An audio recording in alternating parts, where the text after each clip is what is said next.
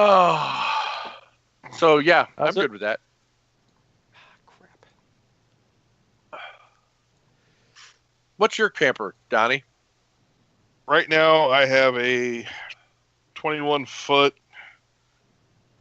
Oh, what's it called? It's a company that's not made anymore. It's like a 2008, 9. Oh, what's it called? Vision.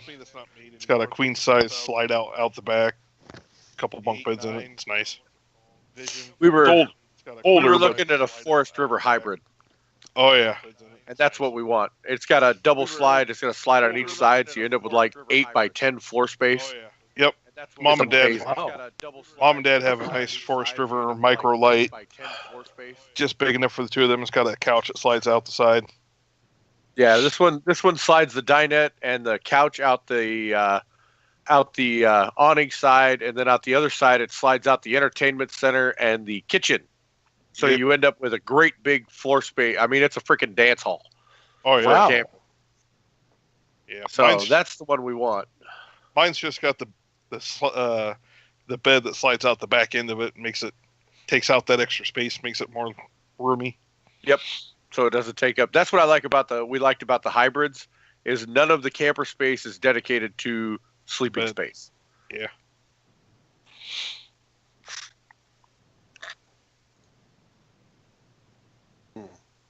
So are we waiting on the other two, or do we have everybody except for? Yeah. Oh, yeah, you're right. Wow, we are a little bit over. Sorry, I'm just writing some notes here. Yeah, we'll get started in just a minute. Are we live? Yep. All right. I haven't turned on the video though because not everybody's here. And if I do turn on the video, it looks weird. And then everybody's got to resize everything. It's all fucked up. I just wait till everybody's on. Oh hell! I mean, if we start playing here in a moment, which we will, let's go ahead and broadcast. Fuck it. Yep. All right. I mean, I don't. Scotty said he could be like an hour late. Priorities, man, priorities. And right. with Joe, I have no idea whatsoever. Well, at least we won't have the screaming demon in our ear. Well, there is that. Joe has the built-in babysitter now. There you go, Kelton. Kelton, you take care of him now. Do it. That's right. Go play with all of them. Handle it. That's right. Kelton, handle this. He should. Kelton's living with your brother. Just like put something over his mouth so when he screams, we can't hear. I can still hear him, Kelton. Tighter. You haven't told Sean the story yet, Paul or Tony? I imagine that it's made the rounds, but Kelton turned 18 on Friday and moved out Saturday. And he moved out Friday. He moved out Friday at midnight. Really? He waited for the clock to strike midnight, and he took what few things he had left, and he slipped out the door, and that was that. Oh, he didn't tell her? Nope. No. He just disappeared.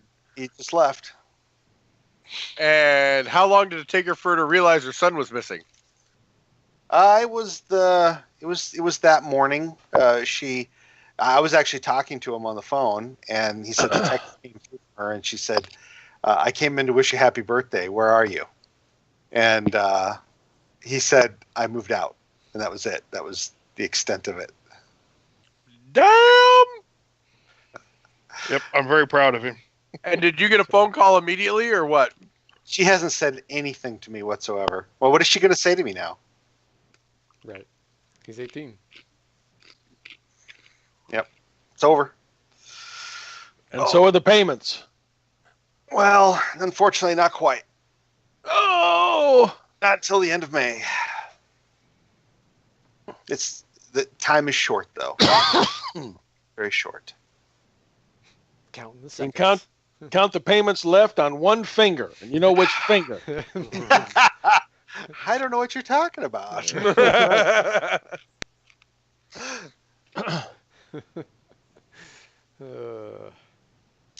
All right. Well, shit. Should we just go ahead and get going?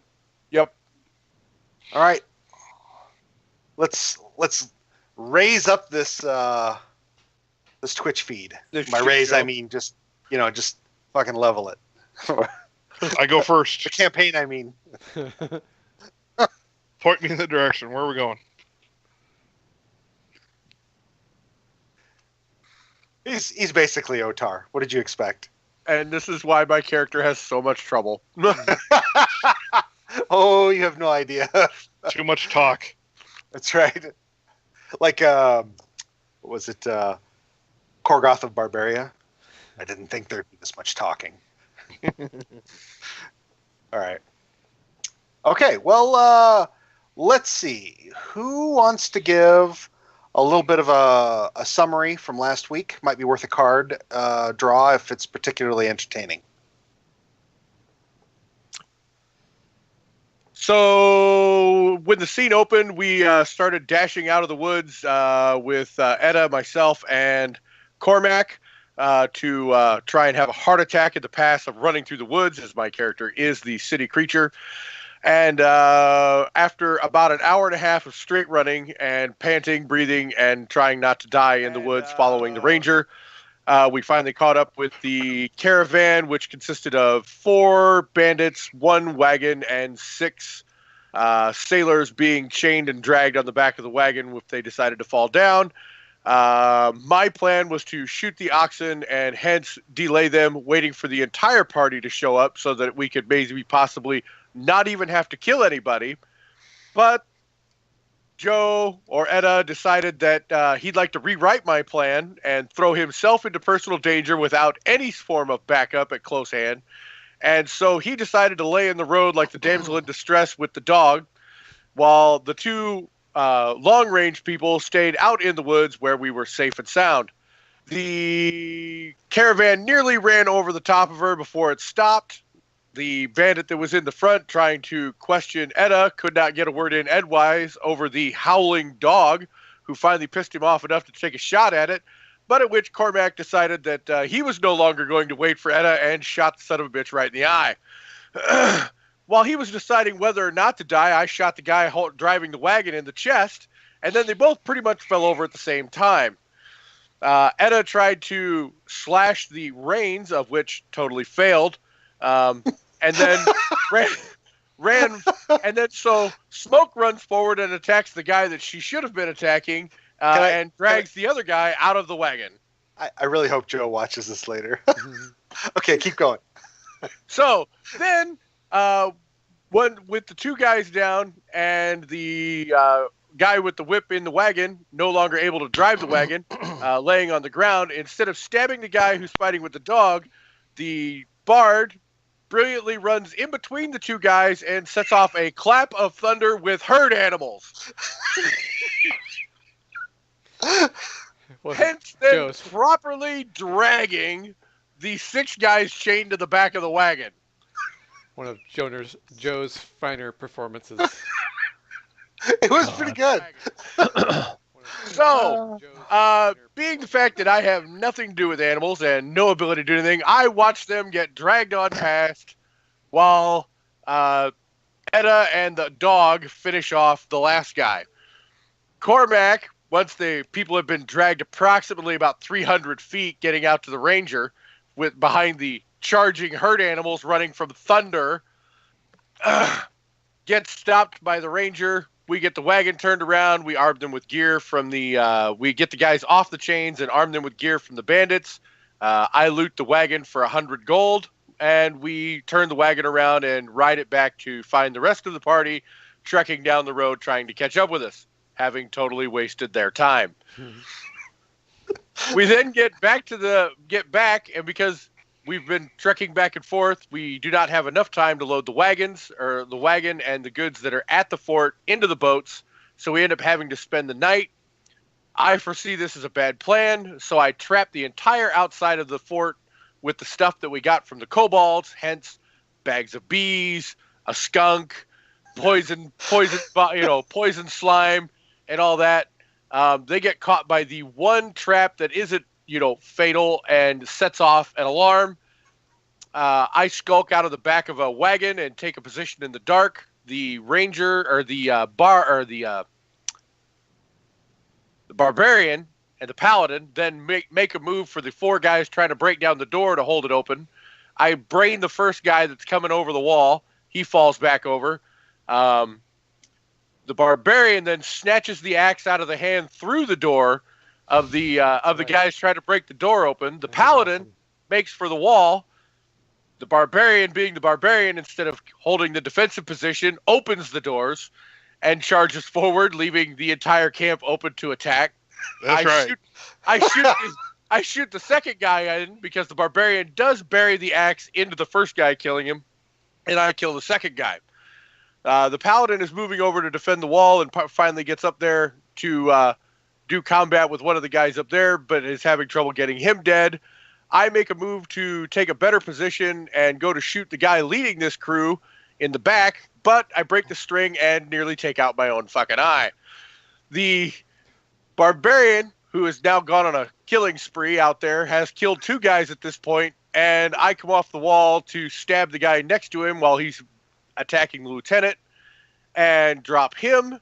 The Barbarian continues to beat this guy into submission and knocks him down on the ground where he surrenders his weapons, but I didn't need him, so I tried to stab him. I missed. I missed a guy on his back laying on the ground. And to our surprise, the Paladin just rams his sword right through him. The defenseless armed guy on the ground. We were shocked.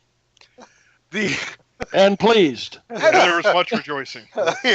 Hey, we can work with this guy. We don't have We continue to strip and collect piles of armor off all of these guys, load it onto the boat the next morning, and get our ass out of bandit country to sail pretty much unopposed all the way back to camp, or back to the city, where we are met by lots of rejoicing and happy people to see plenty of food, and by nobility as we got there, and basically ended at that point with happy people in the city.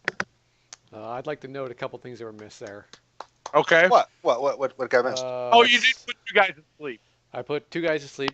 One of them happened to fall, break his neck, therefore dying. And also, when Rin was woken up, he yelled for the others to come help in this battle. But because Cormac was hearing his own screaming in his own room, he never heard the rest of the camp screaming, therefore never showed up for that fight because there was other screaming going on in his bedroom. Yeah, so. He had another battle he was fighting. Yes. We also torched the camp. Oh, yes, yeah, burned it to the ground. Camp Arnston is no more. All right, take a draw. That was good. In fact, I enjoyed that enough. We ought to just capture that by itself and just have session recaps by Sean.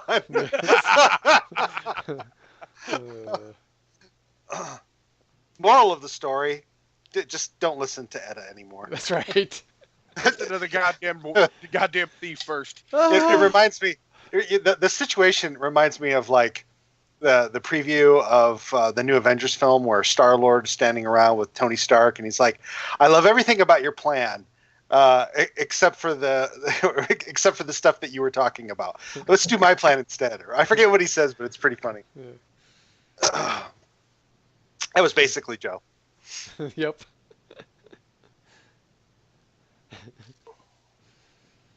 All right.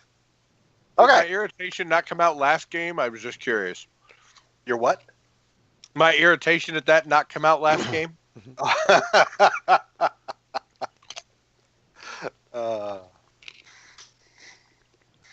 see. Okay. So you guys we're just picking right back up where you guys are you've offloaded from the ship and Lord Captain Torwin, right? Yeah. He is instructing his guys to go. Part of his men are just kind of keeping the crowds at bay, and the rest are going and they're loading up food from the 2 ships. So the docks just got very, very busy. Yeah, because they have 2 boats to unload. Right. Yeah. Well, same amount of cargo, but they can actually unload twice as fast, which is useful. Was somebody going to say something? I was just saying there are 2 live oxen on there as well. Oh yeah, food. That's food on the hoof. That's right. slap a couple pieces of bread around that thing. Let's go to work. You betcha. All right. Okay, if I recall, you were Sean. You were asking about Ree. You were well. No, you were specifically wanting to meet up with the master, right? I did, and he told me that they had found Mitten dead near the docks. I mean, yes. not right at the docks, but close by, within a few blocks. Mm-hmm. So I'm guessing that since I went out and sold the all the armor, that's what I'm going to be doing for the first day. But before I do that, I would gather together my crows and have them start doing surveillance on Kren. Okay.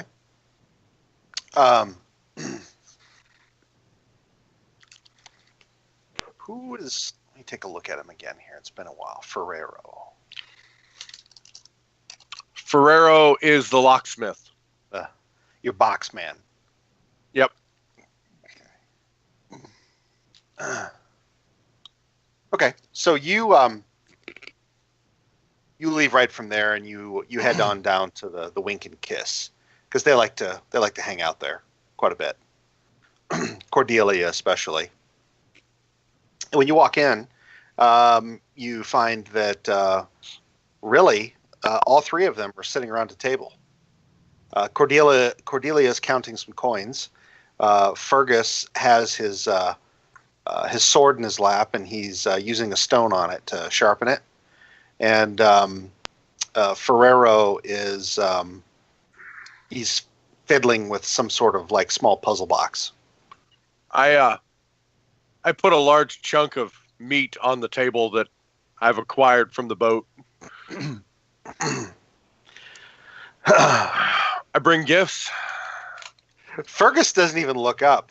You just hear the unsheathing of his knife, and he's just like, stab. Sure, Fergus. He slices off about half of it, and then puts the other half on the table, but he just goes to work on it. He's a big man, very big man. I explained to him what happened to Mitten, and tell them that I believe Kren has something to do with it, and apparently I believe they're trying to target me for something. So we need to I need to put them on surveillance so that I'm not watching them directly. Oh, speaking of which, we can kiss. But before, because there could be, I mean, I know it's kind of a common hangout for you guys. I think I know you're headed back to the tower, correct, Flash? Rin? Yeah. Yeah, okay. All right, we'll get back to you. But what about you, Jal? Where were you headed first thing? Well, first off, excuse me, going back to the inn to reclaim my room, and then I need to to make a foray into town to make some purchases. Okay. All right, we'll get back to you then. Mm-hmm. Rajic, what about you? Similar. Back to my room to reclaim it, make sure it's paid in advance. But you're staying at the Wink and Kiss, right? Yep. About the only place they'll let me stay. And then after that, I don't have much to do, so I'll probably go back to the pit fights. Okay. All right. So, Iona, you're talking to your cronies when you hear heavy feet on the stairs, and you see the barbarian coming down from his room upstairs. I wave him over. Before he gets there, Fergus is like, Jesus, that's a big bastard. Yeah, we see his weapon. Mm-hmm.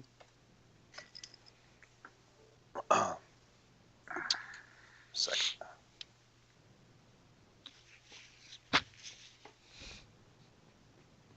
What does he use? Oh, he uses a long sword and short sword. That's right. Okay. All right, yeah. So, Rajic, you see Iona with a group of 2 men and a woman sitting around a table. Okay.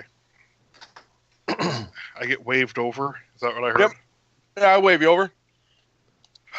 Come have a drink with us. I was going to say I hang my head, but then I pick it back up. All right. Grab the biggest mug from behind the bar. Come over.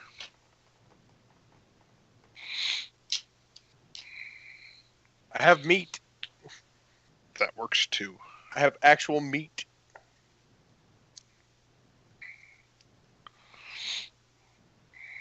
So Fergus looks over at you, and he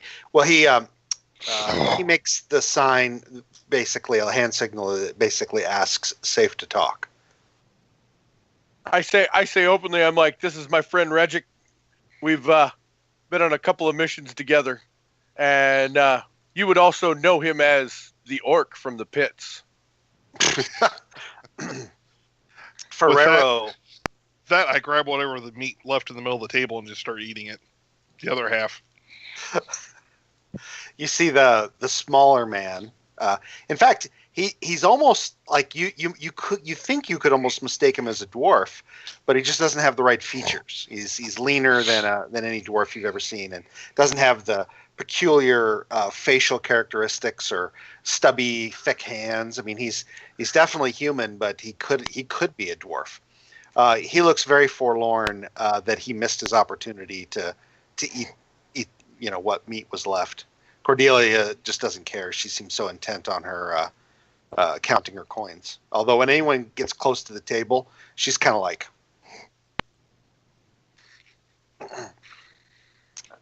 So Ferrero, while he stares somewhat forlornly at Rajic eating the remainder of the roasted beef, he just says, "Yeah, I'm aware.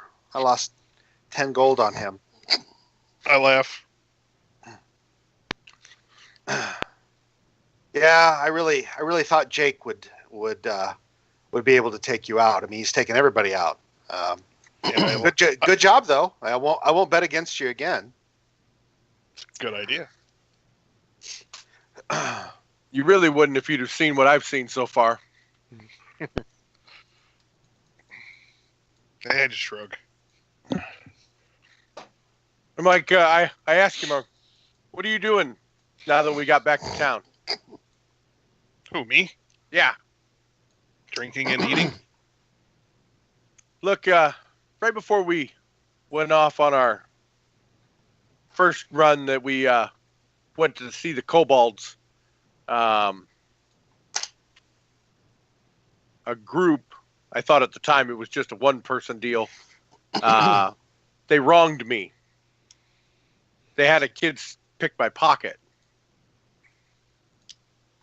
But now because I believe because I didn't investigate into it fast enough to bite into whatever trap they were setting, they've now killed this kid. And I think I know who's involved, but I'm not 100% sure. So we need to go kill them. Well, first we need to find out who they are for sure before we go killing. But yes, then there will be killing. That part's you. I'll take the second. Well, good. I'm like, look, I have to go sell gear. So I put the crows on going out to do watching and tailing of him in different shifts. Cordelia looks up from her counting, and you see, even as she does so, she's got a little pouch or something under the table, and she's like, shh, sliding the coins off the table, clinking into her little soft pouch. She says, "Master mentioned something else, that you would fill us in."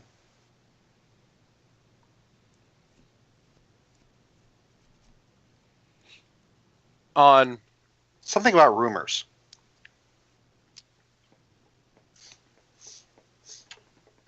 Something on rumors. What rumors are we talking about? Because I'm drawing a blank. Yeah, when he sent you out to recover all the goods, he said he also wanted to understand where where the rumors had started to spring up about the missing shipment to begin with, because it had started to incite all kinds of riots. Yeah, that he wanted to find out who it was because there were only 3 people that knew. And I haven't heard anything from him since I brought him prisoners. We brought the prisoners back so he could question them, and I haven't heard anything about where they got them. The one was a Captain somebody. Was that Ortiz? Captain Ortiz. Right. Do we know that name from anywhere? Because I didn't. Through taking a bite, and I say, and all the words on paper. And keep drinking.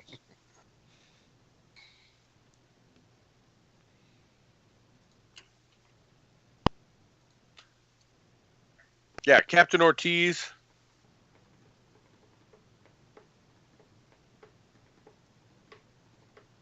Captain Ortiz mentioned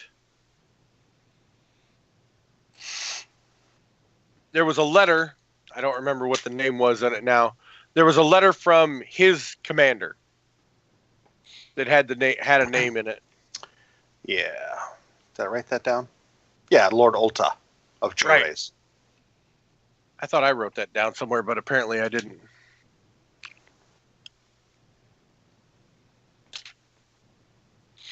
So, but Jorace, isn't that the Bandit Kingdom? Mm-hmm. So, I don't see where that gets me anything here in town. I knew I had a pen here. Well, you know the master, even if he doesn't mention something,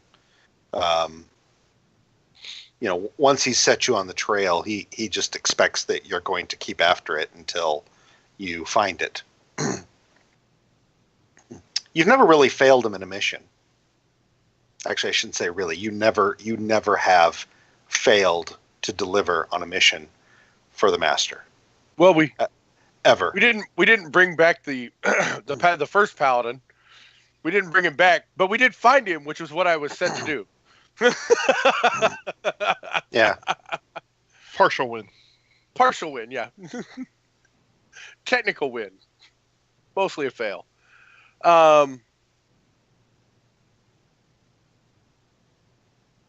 So yeah, I mean, I don't know if does anybody at the table know of this Alta, Lord Alta? Not me. I don't know anything about it. Do I? I do have history. I don't know that history's going to give me anything on him, is it? It would be very obscure. You could give it a shot, but it's going to be a disadvantage. It's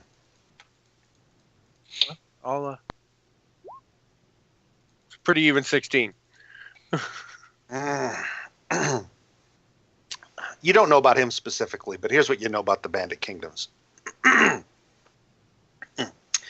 They're really considered to be a collection of petty fiefdoms where, you maybe had somebody who was declared a lord because they were, the worst robber baron of their area, and, the local count or whomever, was like, and this goes back ancestrally. The Bandit Kingdoms have been these very petty feudal, call them kingdoms if you want, or jarldoms, depending on, what culture you're looking at, that fight each other almost incessantly over petty border skirmishes. And Lord Ulta is almost certainly, in that category.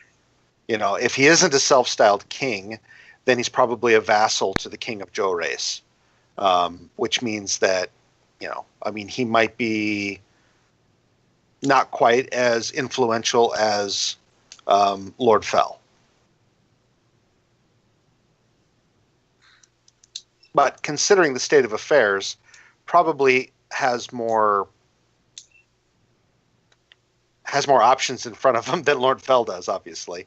Lord Fell's got enemies at the gates.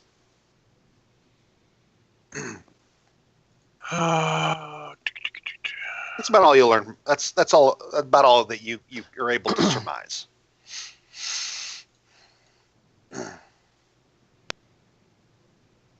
So, yeah, Cordelia says, who are the three people that would have known about this?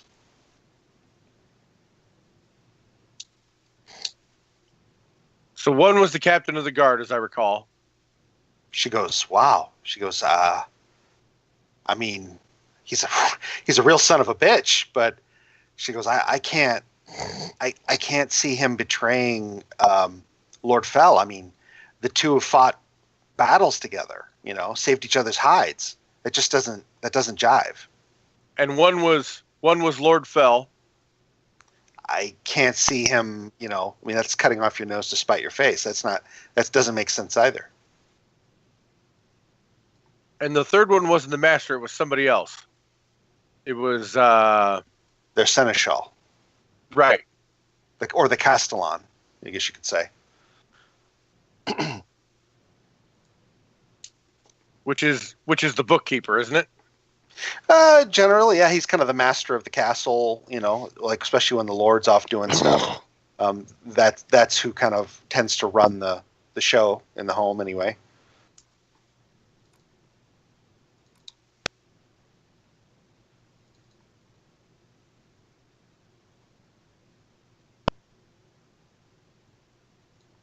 So that would be the one to investigate because we don't buy the other one, but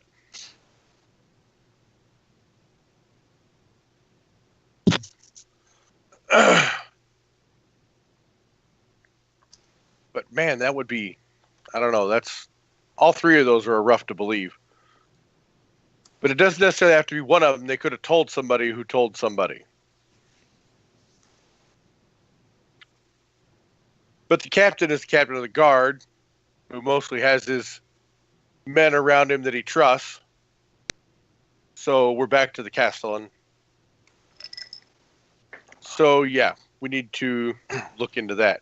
Who stays in the? He stays in the in the castle. Or in the keep. Roll a history check with advantage. You're on home ground. Yeah, he rarely leaves the castle proper. I mean, he might venture out onto the grounds, but he generally has other people leave the castle to like go get supplies, and there's a lot of supplies needed to keep the belly of the castle running, so to speak. That he generally visits the shrine, the standing stones inside the castle's bailey, at dawn and dusk. He seems to be a pretty ardent follower of the old faith. Hey, there's Scotty. Yo, guys. Yay.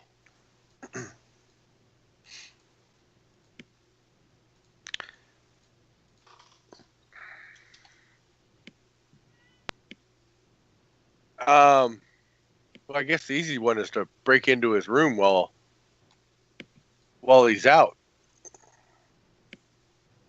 But Cordelia says, well, if it's not you, that's me.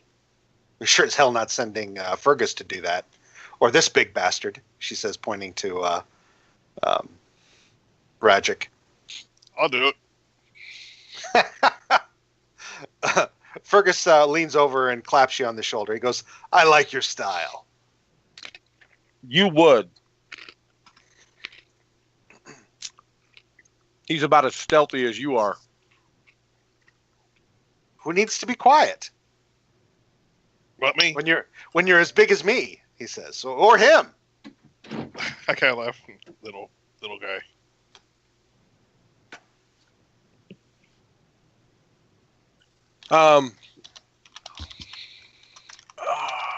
Yeah, I need a real drink. I think we're gonna have to take a break here while I go fix myself something. At some point here. Now, why is it that it took until Scotty showed up for me to realize I needed a drink? Like Pavlov's dog. Yeah, exactly. Like I don't have.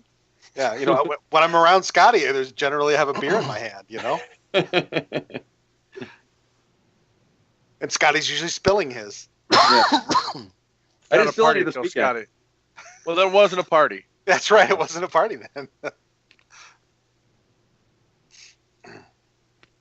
So, Cordelia, she looks over at you, Iona, and says, "So, is it you or me? And if I'm going, or if I'm not going, where am I going?" The three of you are going to keep an eye on Kren. I'll go. I'll do that. I'll do it from inside, not outside. Fergus says, "How close of an eye do you want us to keep on Kren?" I want you to watch him, not kill him. He's thumbing his sword. Watching, then killing. First we watch. First we learn. Then we act. I'm guessing there's going to be some killing at the end of this. Yes. I mean, all in all, he murdered a child. I vote we move to the last half. You should have invited him to the group earlier, Iona, Fergus says. Just keep an eye on him. Yeah, Fergus. So Rajic, you look at this guy. He's big for a human, and in fact, as you look him over, he looks a lot like the people of your homeland. Not I don't mean orcs, but all the humans that you spent time among them usually either had like blonde or maybe red hair, and he has this kind of auburn hair, and his skin's this kind of ruddy red of somebody who doesn't tan well, but still spends a lot of time outdoors, and he's kind of freckled. But he is one big bastard. I mean, he's almost as big as you. Anyway, he keeps kind of casting sidelong glances at you, Rajic, and then he finally looks over to you, Iona. He's like, "I'm fairly interested to see him in action." It's messy. You'd like it. All right. So where do you suspect we're going to find Kren? Last time I saw him, he was hanging out in the back rooms here. Cordelia says he's not here right now, but Kulan is.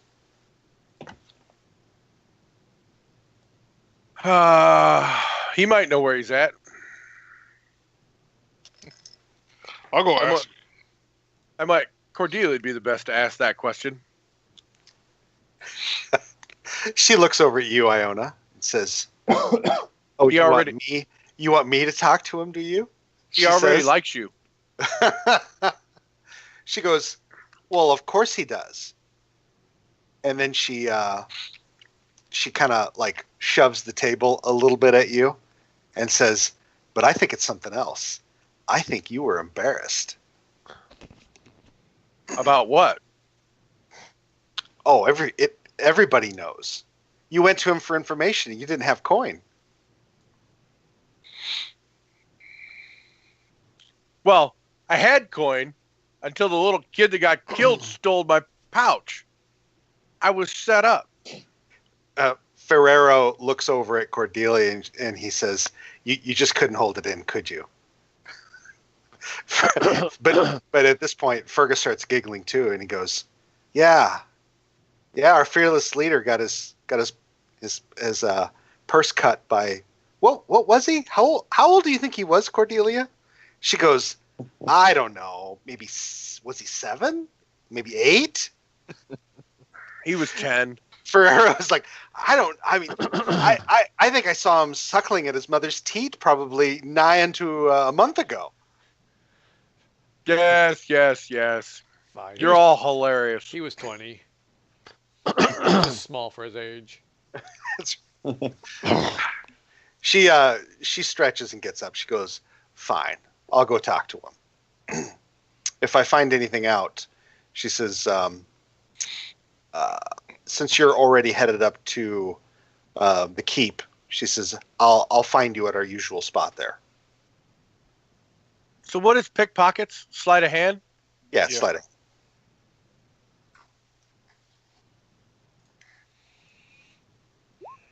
So I take her bag. You snatch it as she goes past. All right, hang on. Let's see here.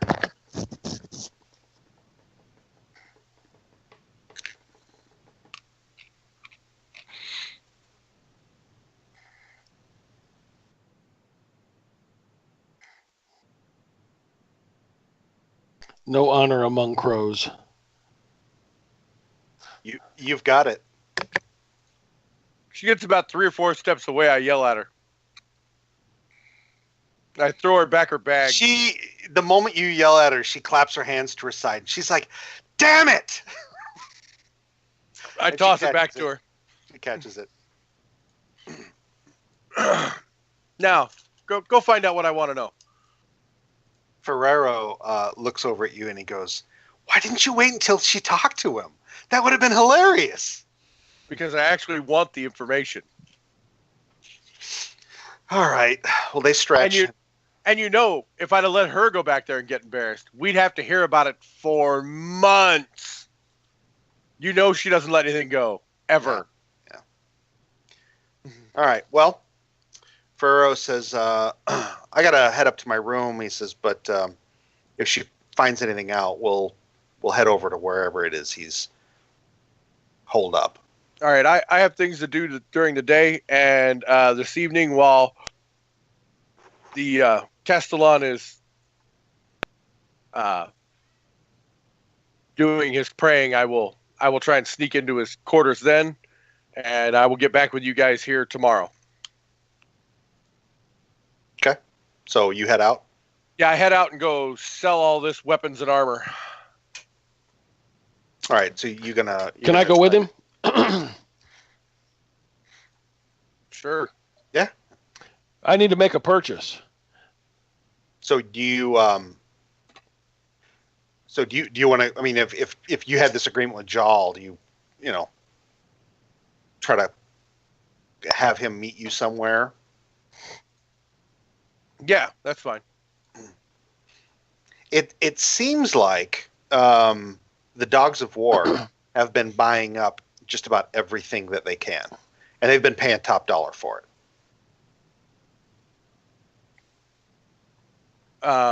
Sure. I've got connections with them, so sure, that's a great place to unload it. Okay. Well, we'll get back to you. So Rin, you left and you headed back to the tower. Yep, I got my sack of sugar with me. I'm gonna keep that. It's like gold. So I'm keeping that close. Yeah, it's it's small. It's probably 5 pounds. That's heavy. Yeah, that's a lot of sugar for you. Yeah, for you, yeah, with an 8 strength. I don't think I can make it all the way back. You're pretty sure this was probably supposed to go to the keep.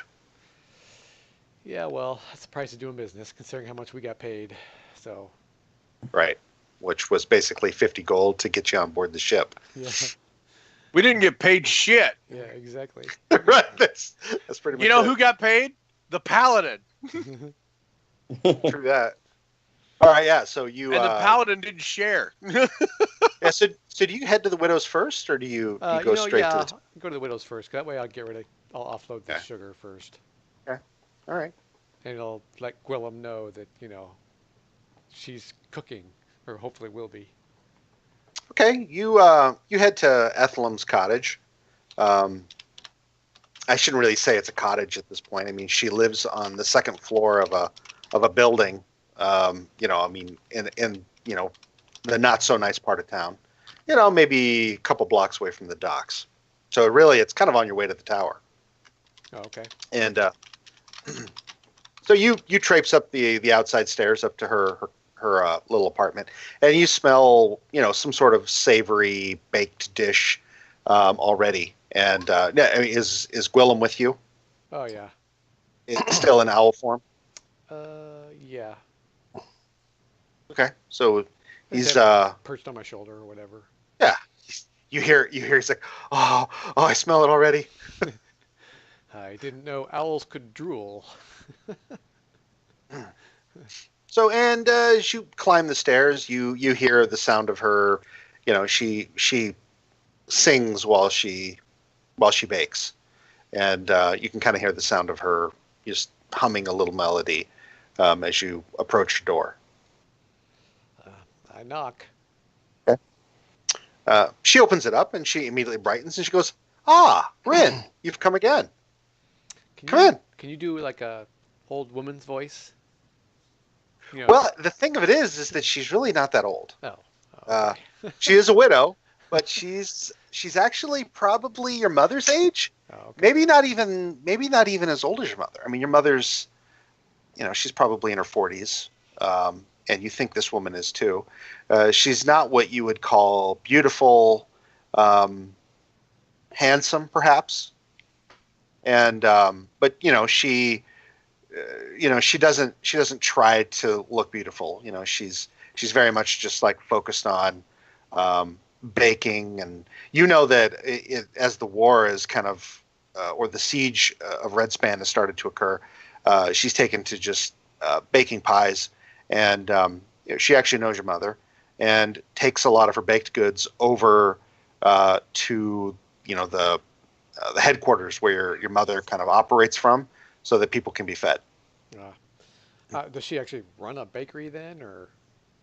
I mean, not per se. I mean, she's just one woman in her, she's got soup over the hearth and a little oven that she keeps, and she's probably got about 4 pies out on the counters cooling, and then you see she's checking another one in the oven.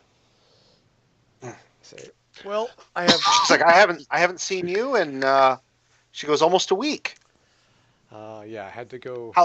How's your mother doing? Run some errands. Well, when I last saw her a week ago, she was fine. She goes, you've been in Redspan how long, and you haven't checked in with your mother first? Well, I had a very special delivery. I plopped this sack down on her counter or table or whatever she's got. Got an open space. Okay. The moment she picks it up, her eyes widen. She goes, "Where did you get this?"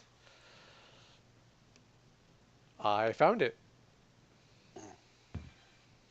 She goes, "You're quite resourceful, aren't you?"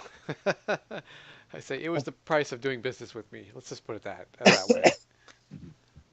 Oh. Well. And so you brought it here. I assume you'd like to have something made from it. I wouldn't complain if that happened. Yeah. Gwillem especially would not complain. Oh. Especially if it was a blackberry pie. I see. Not to be specific or anything, but she goes, "Well, I happen to know that there's some blackberries budding on the bush. The bushes, down, in the not too far from the docks." She goes, "I know some boys that probably would go pick some berries for me if I asked." So Gwillem would like pie. Is that so? Yeah, just totally Gwillem. Uh-huh. Make an insight check. Let's see here. Insight. Oh. Well, all right. Apparently, I know exactly what she's thinking. Well, she seems to like something's changed a bit. You don't really know exactly what it is at first. And then she says, "Are you sure it's not you that wants the pie, Rin?" Well, she's got the hots for Rin. If there happened to be a piece for me, I would force it down. Well, she says, "Why don't you come over and have a seat?" And then she takes to slicing up a pie, and she puts out a small sliver off to the side for Gwillem, and who just immediately knows, because that's where he goes to get his piece of pie. But she gets another piece and she puts it down in front of you, and then she pours a glass of actually milk. She has milk. Oh. I can just imagine seeing this bird face down in the pie, blackberry Yeah. pie, It's all totally over the goddamn face. Meanwhile, he's giving me like blow by blow of each bite. Yeah, Like, oh my God, mentally. it's so... This is so good. He like looks up. I need like a Photoshop a picture of him like pie all Covered over his in face. pie. That would be hilarious. So yeah, she feeds she puts some pie down in front of you, and then she sits down at the table, like kind of stopping all of the things that she was working on, and just watches you eat a piece of pie. Oh. And you notice after you have started to eat for a bit that she seems to really be paying a lot of attention to you. Do I got something on my face? I like She says, actually, yes. And she grabs a little napkin and she reaches up and she kind of dabs at it a little bit right there, She's like, there, I got it. Oh, thank you. This is really good, by the way. She goes, you must have all the young ladies after you. What? Well, she says, you're a smart young man. Your mother is, the high priestess of Beyre at this point. She goes, I'm fairly certain that she's the senior most priestess. Yeah, I mean, you're not married yet, right? So you must have all the ladies after you.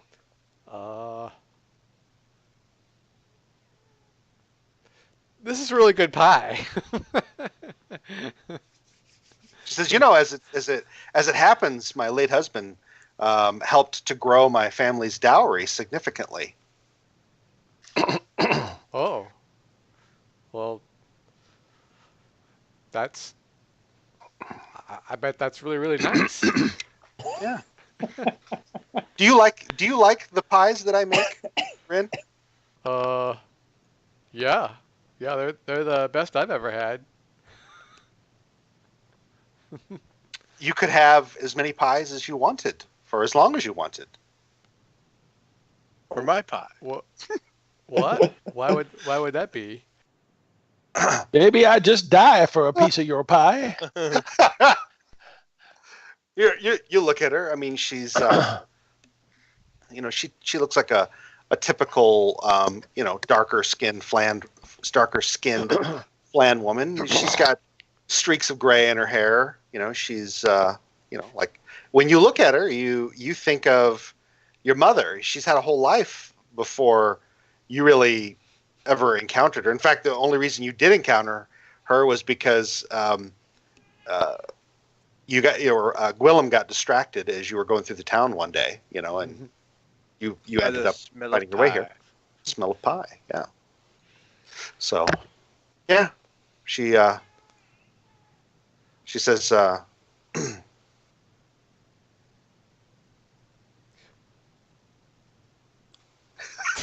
Just it's really good milk. She says, would you mind taking these? She kind of rigs it up so that you can carry it. She goes, would you mind taking these 3 pies to your mother? Sure. Okay. She says, and then this 4th one, which has got some pieces cut out of it. She wraps it up. She goes, you take this one. You keep this one for yourself. Oh. Okay. Twist my arm. She says, come back and visit. Come back and visit anytime, Ren. Oh, I appreciate that. The owl is grinning from ear to ear. Yeah, yeah. He's like, oh my God, I get half of that, right? No, she said it was for me. Well, you said I get to stay though, right? We had a bargain. You said. Listen, Gwillem, you probably shouldn't stay. I mean, with everything that's going on, you can have half of this pie. So, but I don't want you to be a nuisance to her. But you said. if you're going to renege, then I want the whole pie. I want the rest of that pie. Does this mean you're going to be a little bitch if I don't give you the rest of the pie? If you don't give me the pie and I can't stay here, you see at this point his feathers are ruffling and he's strutting around on the ground, like acting very unowlish. The Ethelum, she's looking at you and looking at the bird. She's like, "Is he okay? Did he eat too much berry? I mean, is he? He's not going to make a mess in here, is he?" No, he's just irritated at me. Why?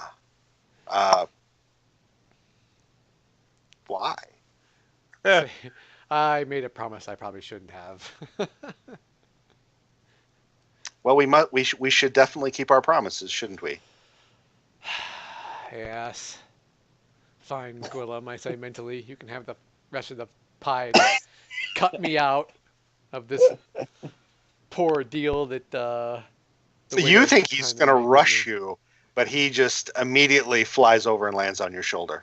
I say, well, you're going to have to at least wait till we're out of here.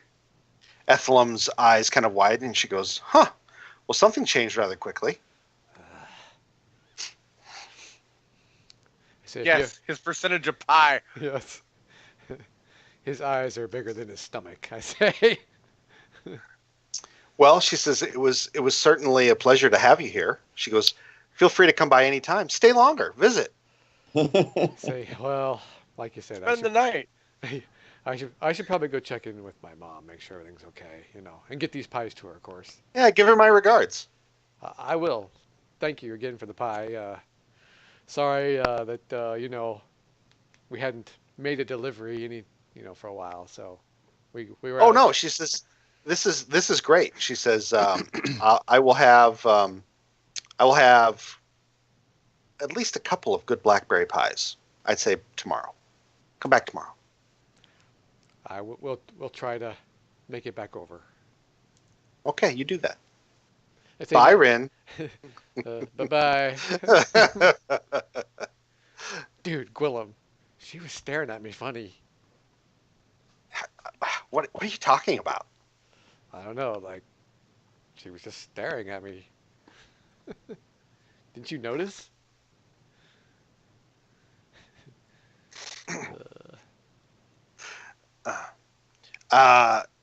No. In fact, you see he's like using a wing to try to get some pie out of his eye.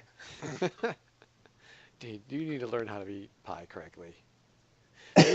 Maybe we should get you a like a monkey form or something, and It probably would have been easier as a weasel. yeah. Yeah, well, we didn't have time to get him switched over. Well, so you head out for the tower at this point? Or no, well, I go make sure Yeah. everything's okay with my Okay. mother and deliver the pie. All right, you go do that, and then from there head on, I assume, to the tower. Yep. So we'll get back to you. So Jal, you left to head to I think it's the King's Crown, to just make sure that your room is still yours. Yep. When you walk in,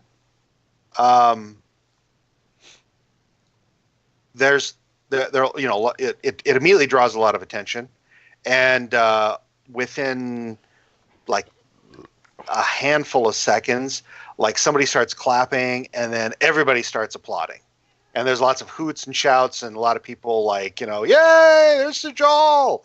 You seem like you've definitely Callie, hush. you become a bit of a local folk hero. Come here.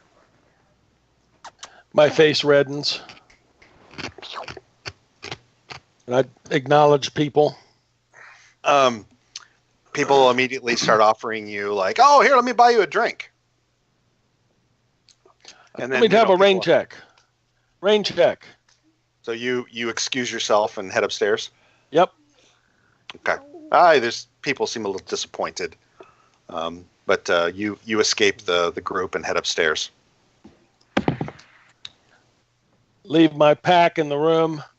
And, you do realize he's probably most likely armor still covered in, the gore of somebody else.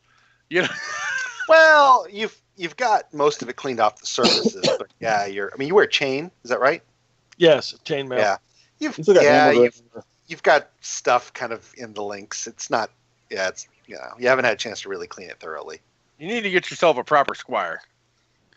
This is true. Just got to figure out where to find one. Shit, they're everywhere. Pick one.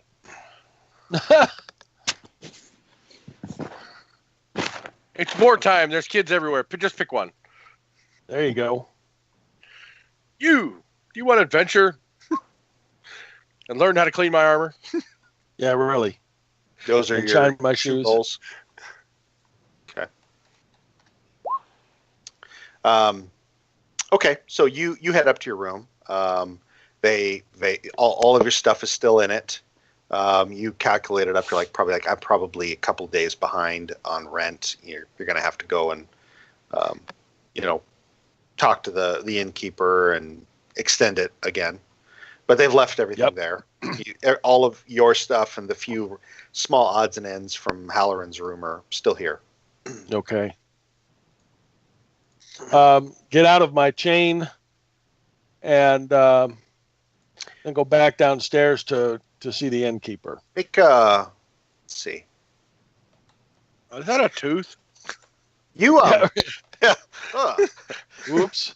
You're taking your chain off and you hear like a rustling outside the door and you're like, oh God. Turn and open the door and see what's there. Okay.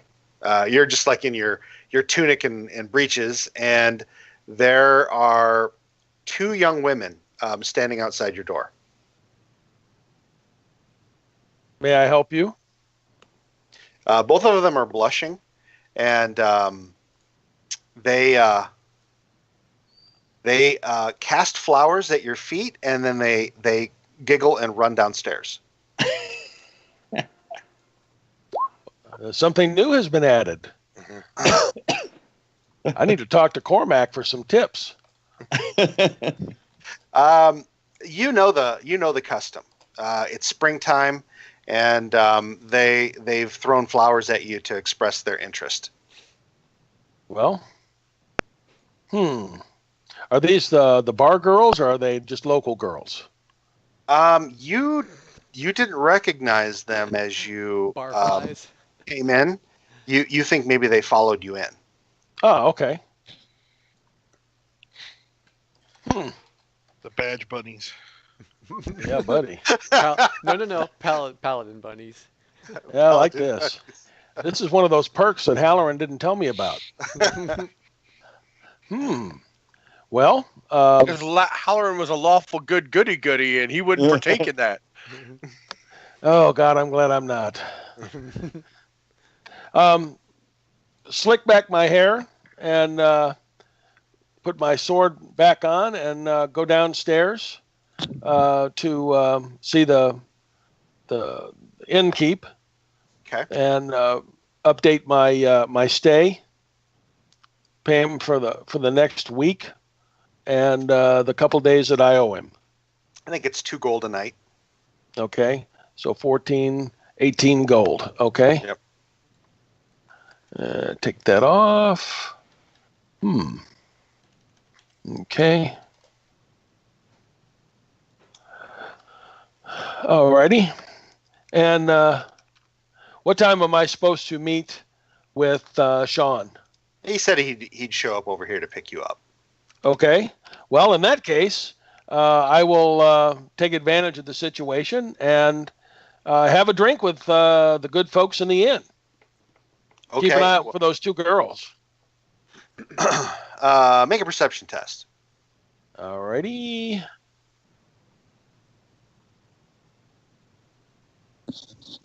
Perception. Oh, terrible. The problem is that you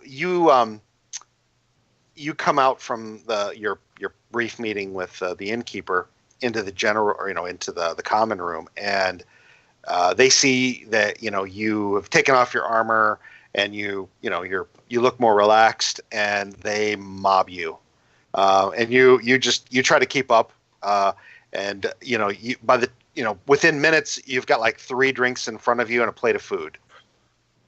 Oh, I definitely hit into that food. Okay. Yeah, and you look around trying to find these girls, but it's like everywhere you look, there's somebody who's like right there, like, is it really true that you blah blah, and you constantly are just, people are begging you to recount whatever it is that you've, you past exploits. Be gracious. Be gracious. Some people ask you some pretty outlandish shit too, like, is it true you slew a dragon once? No. I can't lay claim to that one. Okay. Orcs are a different matter. Did you know? One of them says, "Did you know there's an orc that is running loose in the city?" Personal friend of mine. Are you gonna take him out? Orc? Is that the orc? It's great big guy named Rajak. I don't know. It's an orc. Do they have names? Of course they do. They all look the same. This one's bigger than most.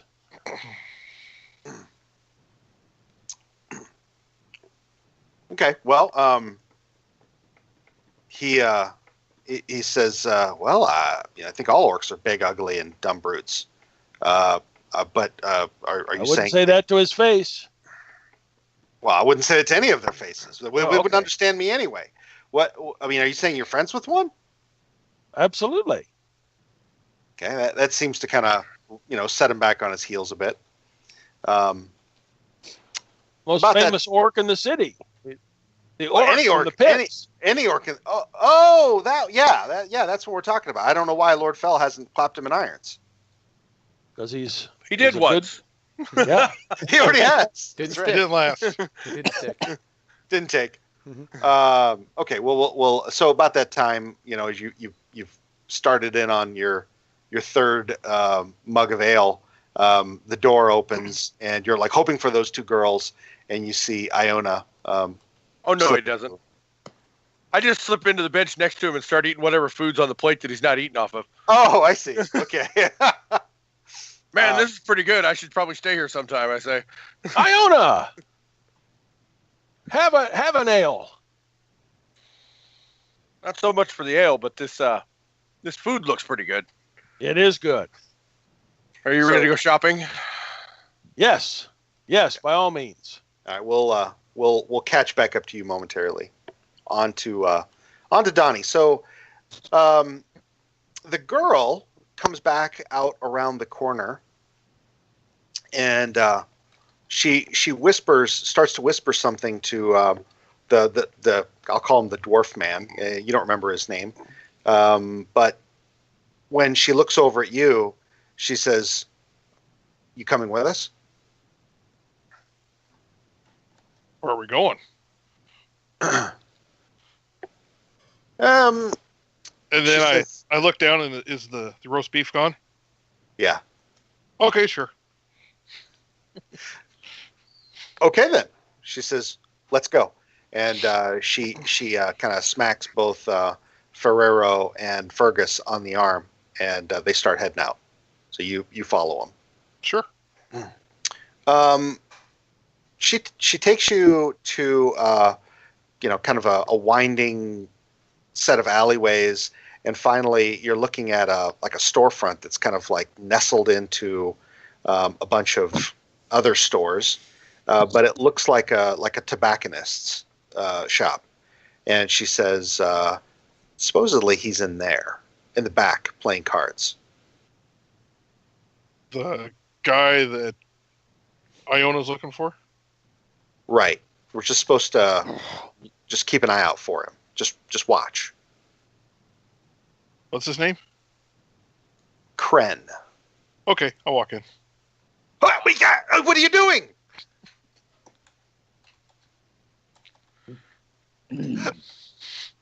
Okay, so you stride across there. You hear, from behind you. She's like, "Psst, hey, psst, no, uh, Ragic, no, no."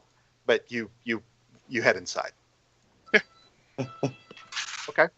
You immediately have the powerful smells of flavored tobaccos just kind of waft over you, and you see that every available bit of wall space is covered with interesting curios, a lot of carved wooden things, and then lots of pipes, and then there are jars on the little counter of different kinds of tobaccos.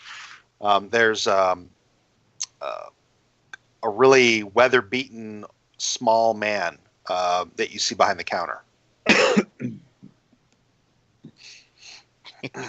The old man, his eyes widen when you walk in, and he says, "Hello." Hi. Just keep on walking. Like you're gonna stride right through to the back. Well, that's where he was at. He moves to interpose himself. Hi, can I help you with anything? Oh, back room, card game. Thanks. Oh, there's no card game here, he says. Yes, there is. Keep walking. Okay. You see that there's a small kind of a doorway, and then it's just got like a beaded curtain in front of it, but there's definitely light coming out from behind it. Okay. Sweet. Just walk right in. Okay. You walk in, and you see 6 people sitting around a table, kind of cramped into the back of the area here. As you step in, they're off to the right, and directly to the left, kind of standing right next to you as you walk in, is a guy with a heavy crossbow. It's down, but as you poke your head in, he steps back, and it starts to raise up toward you. And you kind of take that in, and this table full of 6 men, all of which look fairly dangerous. Sweet. Just smile. I just look around, take it in, look at the people at the table, and I just kind of wave and say, "Hi, Gwen." The one like as you kind of stepped into the doorway, the one to the left, who had a crossbow, he's got it leveled right at you. It's a big, heavy, battlefield crossbow. The one closest to you at the table just sort of turns slightly. You see him kind of get his feet under him, and one hand just kind of like strays to like an inch of his short sword. You don't know why, but it feels like to you the most dangerous man at the table is sitting with his back in the corner, and he's just got this very bluff expression on his face and a handful of cards. He's thin. He's maybe 40s human. You really can't place his ethnicity as a human, but he's definitely not from your people, and he doesn't entirely look like the Flanish people who live here in Tenh either. But he's just got like this kind of mustache and goatee, very carefully manicured, with a little bit of just slight waxed up at the ends of the mustache.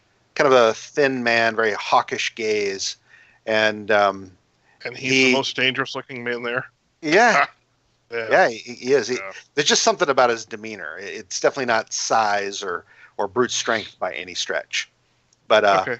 You see, as you walk in, he just raises an eyebrow and he closes his hand and puts it on the table. One hand goes underneath the table, and he says, "Hello." Just looking. Thanks. Turn around, walk out. As you start to turn, you hear like a couple of the chairs like move slightly, and you kind of just take one last glance back, and you see he just kind of holds his hands out like for everybody not to do anything, and you don't hear any footsteps as you leave the room. What do you do now? I just keep walking out. I just want to see if he was in there. Get a description. Okay. Go back out and try to find the sneaky people. Say, what's he look like? He's in there. Found him. God. Well, when you come walking out the front of the building, Cordelia is nowhere to be seen, and you don't see the little man Ferrero either. But I'm smart enough to know they're around somewhere. yeah, but there's a cafe across the way, just like a little small like Bacloonish style coffee shop, and you see that Fergus is sitting at a small table, and he's just kind of disinterestedly drinking his coffee. I'm not much for hiding. I'll just walk up. He's in there. He says, "You just walked in," and I described the mustache and all that crap and the other people. That's him, right? That's how he was described. Yeah. Yeah, he's in there. We're gonna go kill him, or? He goes, "Have a seat. Have a seat. Just sit down for a minute. Just relax." Fine. He says, "I'd be all for it, but I didn't say to kill him yet." I can knock him out. Kill the other 5. He goes, he says, well, actually, he looks around a bit, and then he just kind of says under his breath, while he's kind of got his coffee up to his face to kind of cover his mouth, he says, "Don't say anything more." But he's like, "As soon as I see Ferrero or Cordelia, I'll send them to go find Iona." Okay. He sips it and puts it down. He says, "Go in, order yourself a coffee, or whatever they have." I peek through the window. Okay. No, he says, "It's a good shop. It's very tasty. Go ahead." All right. I will try to go order. See if I can. You've never had this thing called coffee, and it smells very bitter. But they have little little decanters, and they have you sniff different ones, and you find one that smells somewhat rich and appealing. So they pour you a very small little cup of it and suggest that you have a small cake on the side with it. Lift your pinky in the air. How about a large cake? Yeah, she says, "Well, you could buy the whole thing." Okay. Okay. It ends up costing you 5 silver pieces. Okay. All right. So you head back out with an entire cake and your coffee. And a small coffee. And a small coffee, entire cake. All right. And you sit down to wait. At some point, you see Fergus seems to, for quite a while, scratch at the side of his head. And then you see he does some interesting things with his fingers. You're not exactly sure what he's doing, but then, he just puts his hands down again and he says, "Won't be too long now. But you've been here for a couple of hours." Want me to go see if he's still in there? No, the back is being watched too. If he comes out the front, he says, then we'll we'll follow from a safe distance. All right. What? Follow? Why not just kill him? Let's just go in and do it. It's taking Two too men- long. Two men come out from the tobacconist's shop. You recognize them from sitting at the table. They come out the door, and you guys are kind of like in a long alley. And one goes this way, one goes the other way. The one that comes kind of in your direction and then walks past, he never looks at you at all, or Fergus.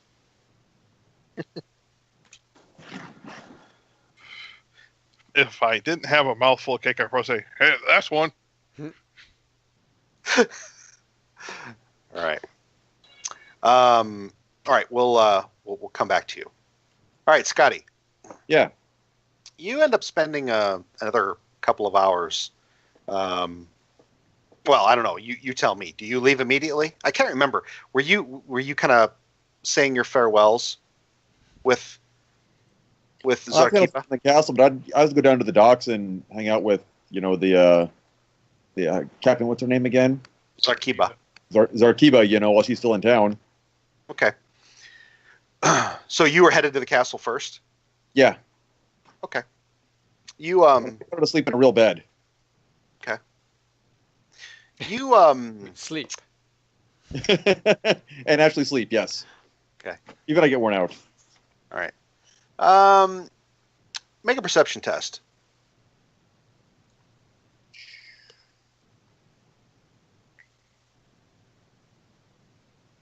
It's persuasion, perception. Yeah. You nearly miss her, but as you kind of break through the throng of guards that are kind of surrounding that area of the docks, are kind of like trying to kind of cordon off the street, keep people back so that other guards can load the wagons, right? Mhm. And so as you kind of broke through the kind of the cordon that they created, you were just kind of head on through. And the thing that really caught your eye was this: just about all the people of Tenh are very dark skinned and dark haired. I mean, Mhm. you really stand out as a. I mean, you're like blonde hair and blue eyed, aren't you? I got brown hair. Brown hair, okay. Yeah. All right, but you're definitely a lot lighter skinned I'm than the fair rest skinned. of the flan. Yeah. Yeah. Anyway, you you see a form, like taller. Like how tall are you again? 5'11". Okay, about your height. Mhm. She and you're pretty sure it's feminine, cloaked and hooded, but a stray kind of lock of hair kind of flies across her face as the wind kind of catches it, and I mean it is nearly platinum blonde. Hmm. And you see, upon closer inspection, very fair skin. She seems to notice you noticing her, and then she quickly kind of, pulls her hood down, and she seems like she's trying to find her way, maybe around or through the cordon, maybe toward the ship. You don't know, but Mhm. she's definitely like you're trying to go this way, and she's trying to go that way. I don't really have any place to actually be, so I'm gonna go introduce myself. You just kind of go kind of work your way around behind her, kind of coming up a little close, like, "Hey." Yeah. Hey, you want to go grab a coffee or an ale or a wine or something? I know this great little spot around the block. Okay, so you make a persuasion test. I'm out of sight of the ship, though, right?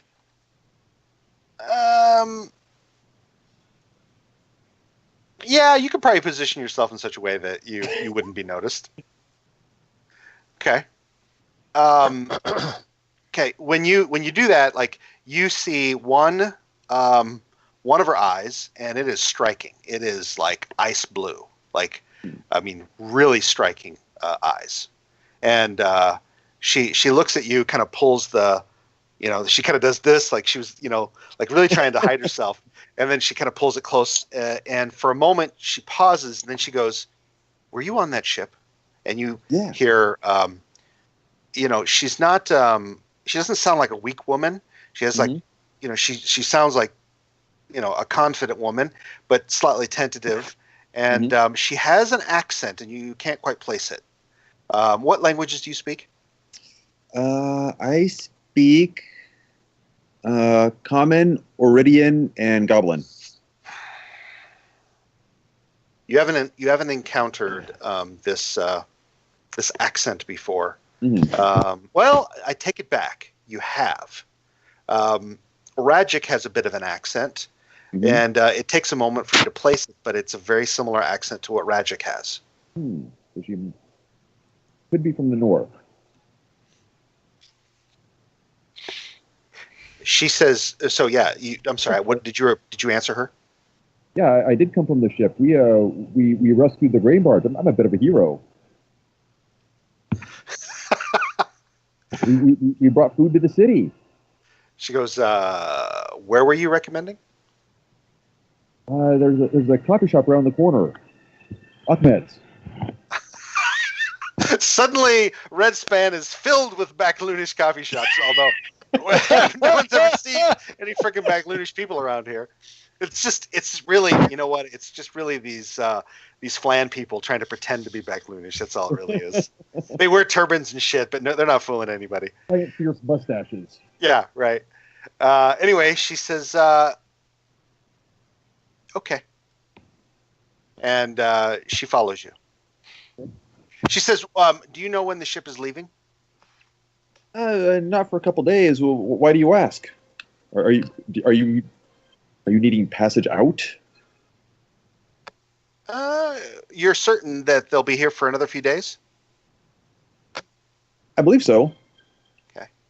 Are they looking to take on any crew? They look a little light. Actually, I believe they are. I'm quite certain that she is, actually. Okay. I'll follow you for now. Yeah. That sounds good. Okay. You end up. It's not really a coffee shop. There's probably like one in all of Red Span. Yeah. But you do find a small tavern around the corner. Okay. All right. And she follows you in. The whole time though, she never takes her hood down. Mm-hmm. I try to find a dark corner then, because clearly she's hiding from somebody or something. Yeah. Yeah. She seems to appreciate that. In fact, she seems a bit more comfortable when you settle down in the corner. And she goes, here, and she fishes out a couple of silver and says, would you mind getting a drink? She says, I would prefer not to. Yeah, I have silver. I push her coins back, but I go get her. What would you like? Wine, ale? She says, strong ale. Strong ale. Okay. I go up to the bar, or find a tavern or whatever, and get 2 strong ales. Okay. You get the sense she doesn't want anyone coming back to the table. Yeah. So I'll go to the bar then. All right. Yeah. So you get a couple of strong pours and bring them back. She kind of sits in such a way as to where, she's got one eye that she can see the door, but she's not really going to get noticed. She carefully tucks her hair back so that it's not as noticeable. You see that she's got it like these braids along the side, and then she's got it tucked behind her ear. And she says, "Why did you approach me?" You're striking. Beautiful. Yeah. You're a flatterer, she says. Well, I speak only the truth. I wanted to know you. You look different and new. Well, she goes, and that's why I'd just as soon not have any attention. She goes, my people are not welcome in Tenh. You don't look like a barbarian, or an orc. She goes, how interesting. Neither do you. It's because I'm not. And there you have it. Yeah. I guess I must admit I'm not from around here. I come from the south. My father is a baron in the county of Ernst, and so I just happen to find myself here. And I'm not familiar with the customs. A person like you would be welcome in Ernst. Why not here? She goes, have you not been following this war? She goes, not much, no. She says the Frusti were enticed by riches and fertile lands and many other things to join the Stone Fists in coming through the Thunder Pass and sacking Calbit. She goes, and I saw the worst murderous slaughter and pillaging of my life, and it sickened me, and I left. She goes, but there was no way back through the Thunder Pass. She goes, eventually I found my way here ahead of the refugees. She goes, otherwise I wouldn't be here at all. Ever since then, I've just been trying to find passage on a boat. She goes, but it's been scarce. She goes, those 2 ships that just came in are the first I've seen in a week. And before that, she goes, there was a riot on the docks. I couldn't get through. Ah, yes, the riots. I was there. Um, What skills do you have that I could? I mean, you say you're looking for. Are you a capable crewman? Do you know a boat? she kind of chuckles a bit, and she goes, "No." Hmm. She goes, "I'm more of a overland traveler." Mm-hmm. She goes, "I came because I'm a pretty good scout." Ah, so am I. I'm quite good, actually. Well, she says, "My name is Fenisteer," she says, and she kind of carefully, reaches out a hand to shake yours. She's got a surprisingly strong grip. Hello, Finister. I'm Cormac Del Bortham. And this is my faithful companion, Smoke. She looks at Smoke, looks at you, and she goes, "Huh. I wouldn't have thought of it at all." She carefully moves her hood so that she still won't be noticeable, but she looks through one of the windows, and she says, "Over there." She goes, "That's my friend." And you see a hawk, like a really large hawk, sitting on not really a lamp post, but just a post, like where people would nail notices and stuff. She says, "I think you and I are not so different." Seems we may not be.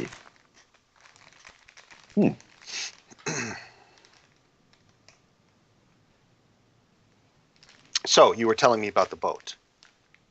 Yes, the captain's a close personal friend of mine, Captain Zarkiba. She's she's quite extraordinary, and she is looking for crew. She thinks on that for a moment. She's quite extraordinary. You should see her with a blade. Would you say in bed like 8 people at once? She Phenomenal. I would not stand in front of her in anger. Oh, she goes. Would you say she's striking? She says, echoing your words. She's definitely a handsome woman, but nothing like you.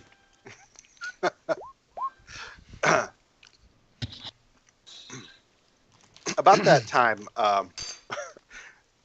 time, you hear a screech from outside, and you see the eagle take off, or the hawk, eagle, whatever it was, takes off into the air. Yeah, she starts to look really alarmed, and you hear her listening. Make a perception test.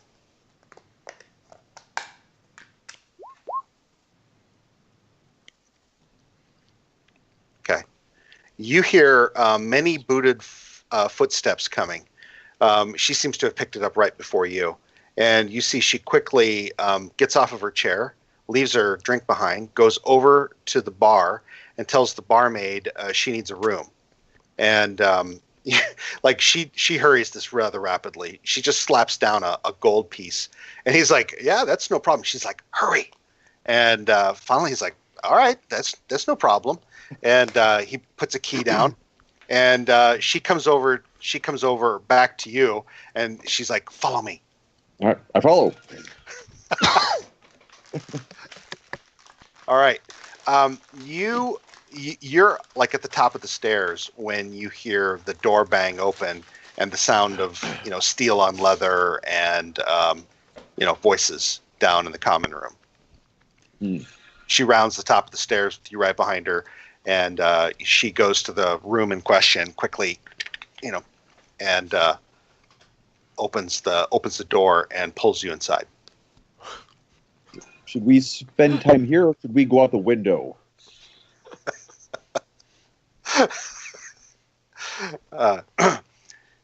She says, "They know I'm here." We're spending time here, but it may not be prudent at the moment.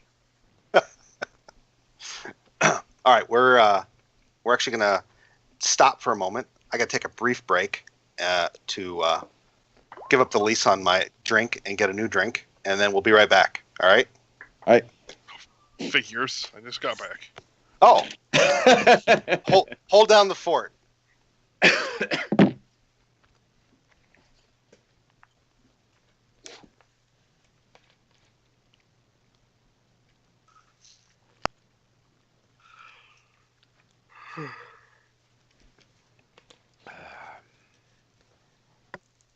I'll be right back. He just gets off the boat and he's already in another woman's room.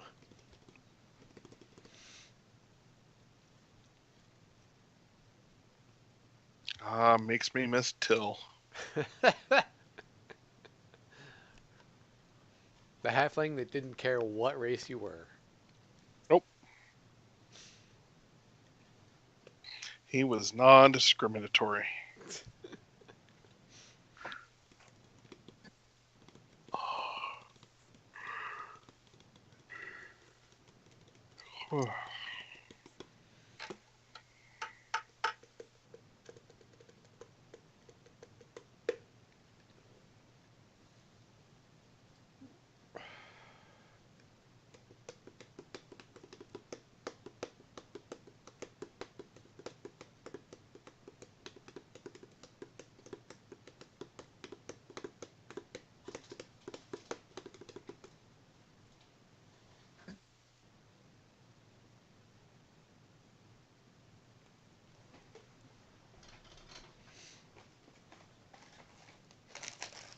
Better try some not.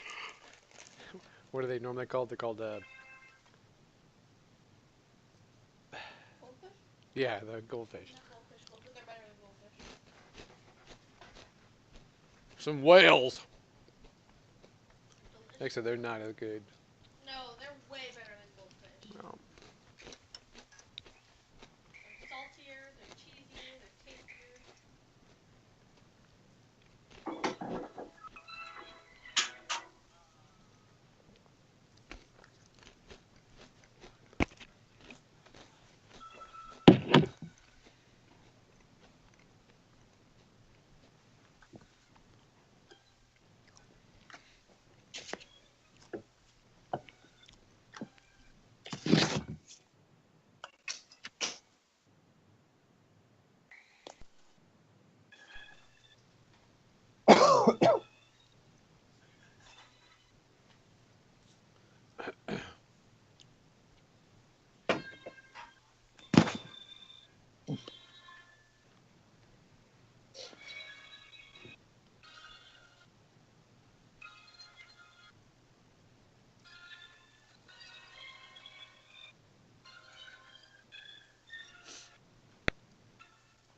Somebody have some music playing? That's what I heard. I think it might be the music from Roll 20. Oh. No, I don't have a music turned on, so I never hear it. Okay, I had music turned on, so you were actually hearing it from my speakers through my microphone. Back to you. Awesome.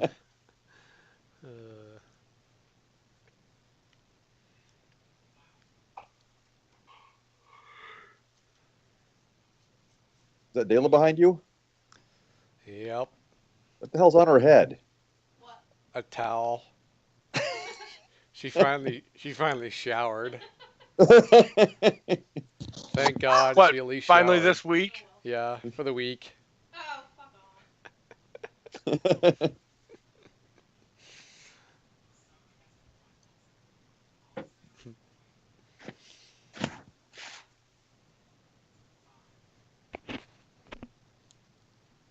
And being that it was daylight, I'm sure it was a quick 5-minute shower. Right. Right. It had a 5 in the number of minutes that took her to take the shower. It also had a 0 after it. He's paying you for water, right? Yeah, she didn't pay shit. Or do the dishes, from what I hear yesterday. She pretty much continues to, breathe the same oxygen as me. I'm back. You know, at least she's a cute little parasite. Yeah, parasite being the key word there. I mean, it's much better than the other ones you get, like hookworms or. She's a step up from a fungal infection. You can get rid of a fungal infection. That's right. Okay, maybe not. You're right. She falls right in there at a great plague. I mean, just keeps coming back. Yep.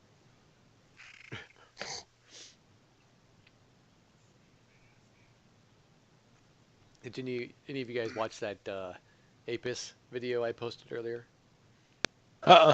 You should. It's Yes. quite hilarious.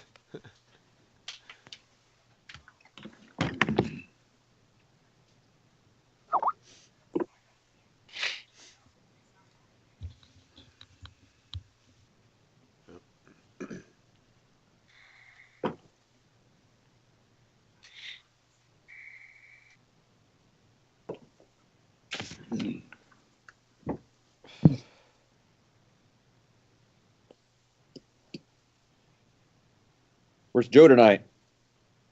He's getting his car. Ah.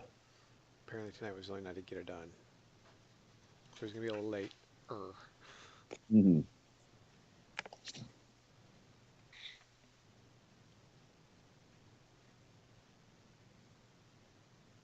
I'd like to commend Cormac on his ability to leave one bedroom, literally get off the ship, and go into another woman's bedroom.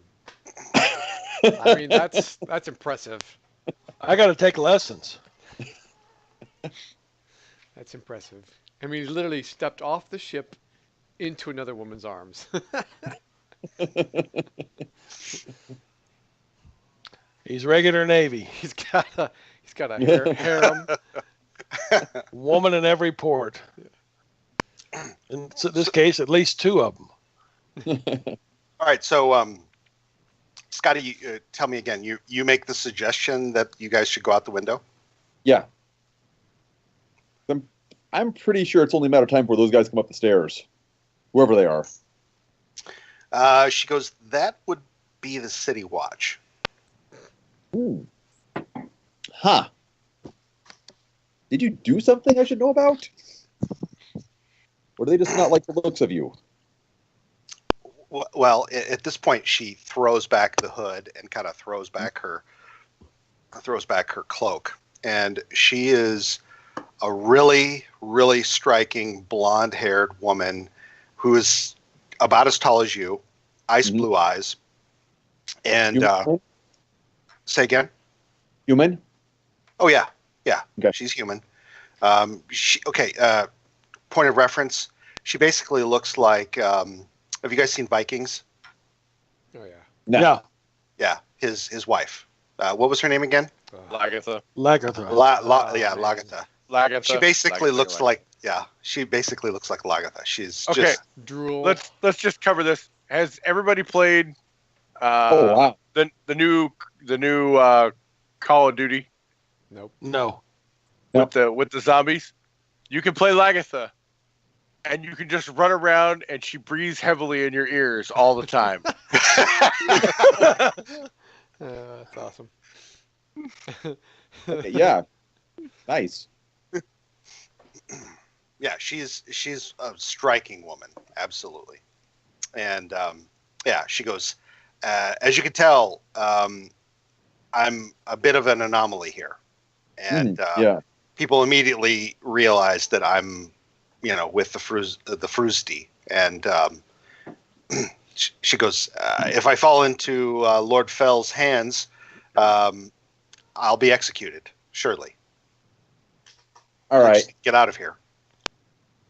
Yeah, let's go to the window, get her to the ship. Okay. You go to the window. It's shuttered. You open the shutters, and the shutters barely clear the alley.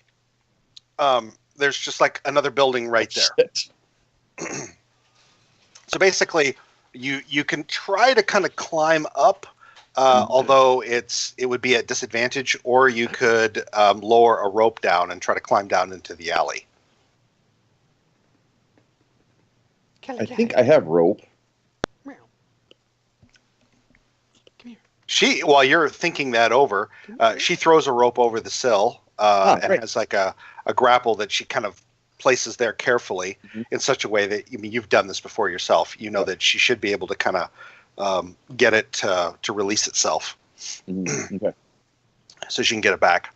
And she wastes no time. You see she immediately hooks a leg out the window and starts to shimmy down. All right. As soon as she's clear, I follow. Okay. Fuck, what do we do with Smoke?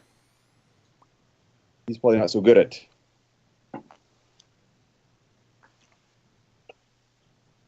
Just have him right, jump out Smoke. the window into your arms. How far down? How far is it? That's second floor. I mean, you're looking at over a 12-foot fall. He could get hurt. You could get hurt too. Yeah. You could just have him, meet you downstairs. Yeah. Okay, I'll do that. Yeah. Okay. Have him sneak him out the door and just have him. He can go down. So you open the door to have him go down. Now I say you just stay in here, Smoke. The door opens. Make your way back to the ship. We'll meet there. Okay. Yeah, that's easy enough. All right. So you try to sneak her to the boat. Yeah.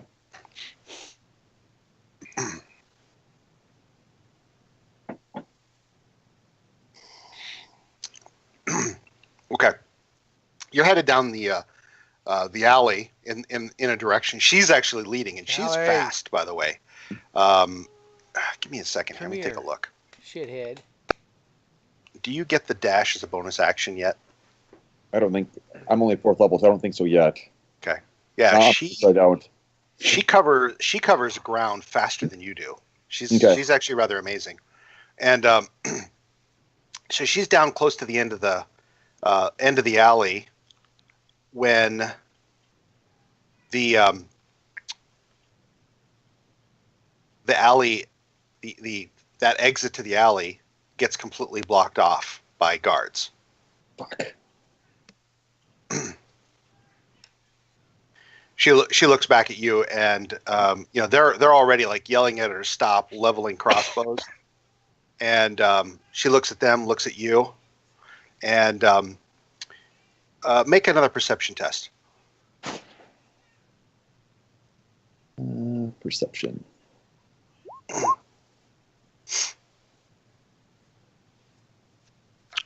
Okay. She does something that isn't immediately apparent. But then, surprisingly, instead of running right back toward you, because you also notice now there's guards behind you now too. Shit. You see that whatever it is that she does, it seems like it's covered up by her cloak, which she had kind of pulled back down and around herself again. And then at that point, she pulls the hood back, kind of uncloaks herself and raises her hands, and then just walks towards the closest guards. Okay, this is interesting. I am. They immediately they get a hold of her, and as they do, you see she looks back over her shoulder to you, very specifically at you. And then she casts another, like a short glance briefly back at where she was standing before they start to haul her off. Oh. Okay. Maybe she can do illusions or something.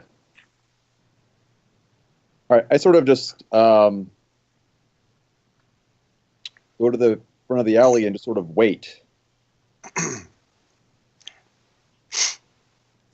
Meaning like to where they hauled her back out around the corner? I'm going to go back to where she was, actually. Okay. And just see if I can sort of very casually just sort of feel if she's still there or not. Oh, okay. So some things you notice. The guards that were behind you are working their way in your direction. About half of them, so there's probably a dozen of them, about half of them break off down it was way back the way, not even the way you came. It was kind of further, like you went left. It's kind of way off to the right, Mhm. and there must be like another alley. About a half of them turn off that way, and the other half continue on toward you. Okay. You move to where she was, and you kind of feel around, and there's definitely no human being there. It's not like she's Okay. visibly there somehow or anything weird Okay. like that.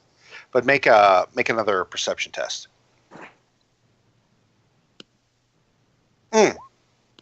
Or investigation, whichever one. Oh, okay. So you already Perception. rolled it. There seems to be like a bundle of rags that just, it wouldn't necessarily have been conspicuous, except that you're actively looking. Okay. I marked those spots. See, is there any way I could pick them up inconspicuously, or is that going to be pretty obvious? Probably pretty obvious. You could try making like a deception sort of thing to make it look like you're doing something else. Do I have anything?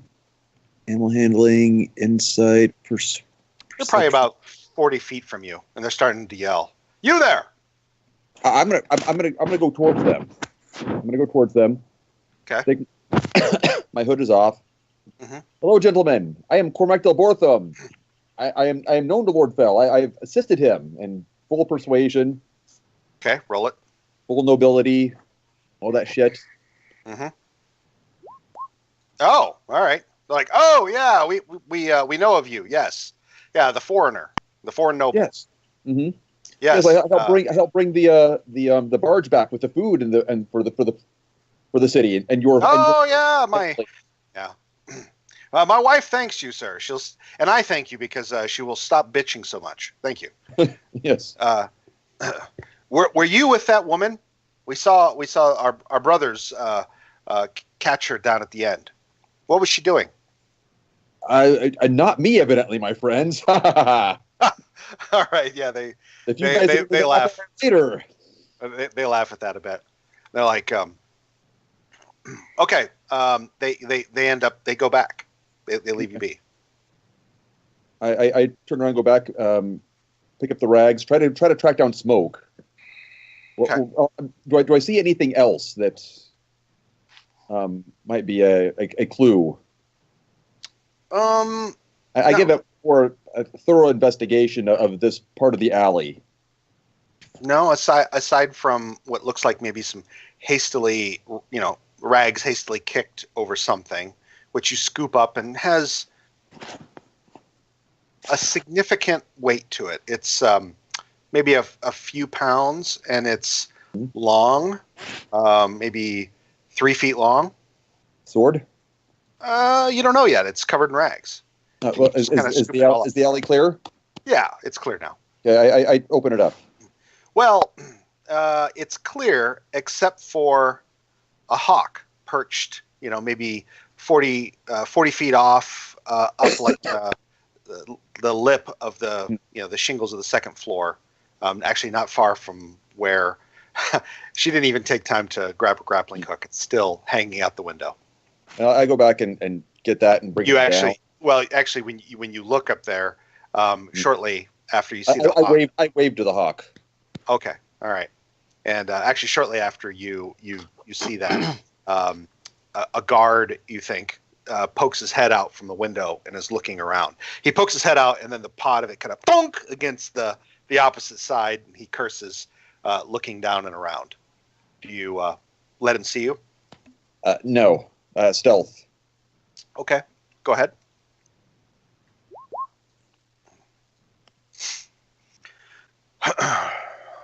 Yeah, you fade back into some shadows close by, and you don't think anyone spots you. Fuck it. The grappling hook and rope are replaceable. Yeah. Get out of here. Okay. Where do you head? You sent your dog back to the ship. Yeah. He'll be. Is there I wonder if the ship's plans, but the docks are still crowded, right? Yeah. Yeah, it's only been like 30 minutes. Yeah. All right. Yeah, I go back to the ship to get smoke, and then I'm going to make my way back to they're probably keeping her in the dungeons of the keep, or is that where they would Yeah, that's where people get. Okay, I've been there, so I should know. Yeah. Where they store them at. Mm-hmm. Okay. And you pretty much have the free run of the place for the most part. Okay. Okay, so you head back toward you collect smoke up, no problem. Zarkiba brightens when she sees you. She goes, "If you stay only like maybe 2 more hours, this will be done." She goes, "I have no more business today." Except you. Give me a rain check, Zarkiva. I have another pressing matter I must take care of, I think. A friend of mine has been captured by the city guard, and a big misunderstanding. I know I've spent time in their dungeons myself. They're not very pleasant people sometimes. Oh, she says, "I will go with you. I have nothing to do." Shit.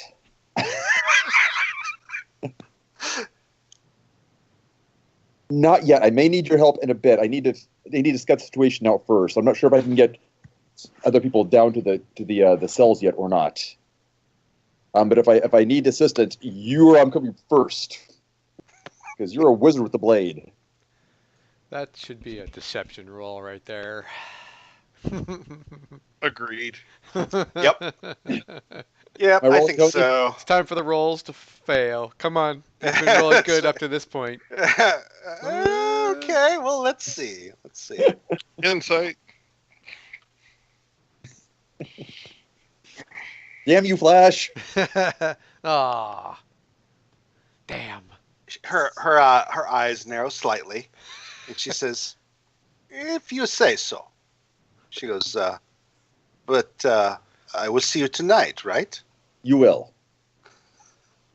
Or never again. One or the other. All right, so off you go. Yes. Smoke. Okay. Zarkiba gives him a playful scratch behind the ears before you guys take off. Okay. And off you go. Who, Cormac or the dog?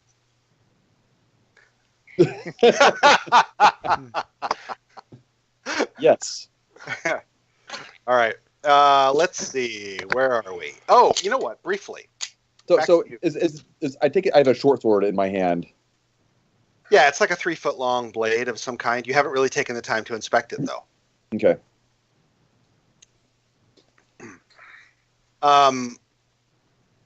If memory serves, when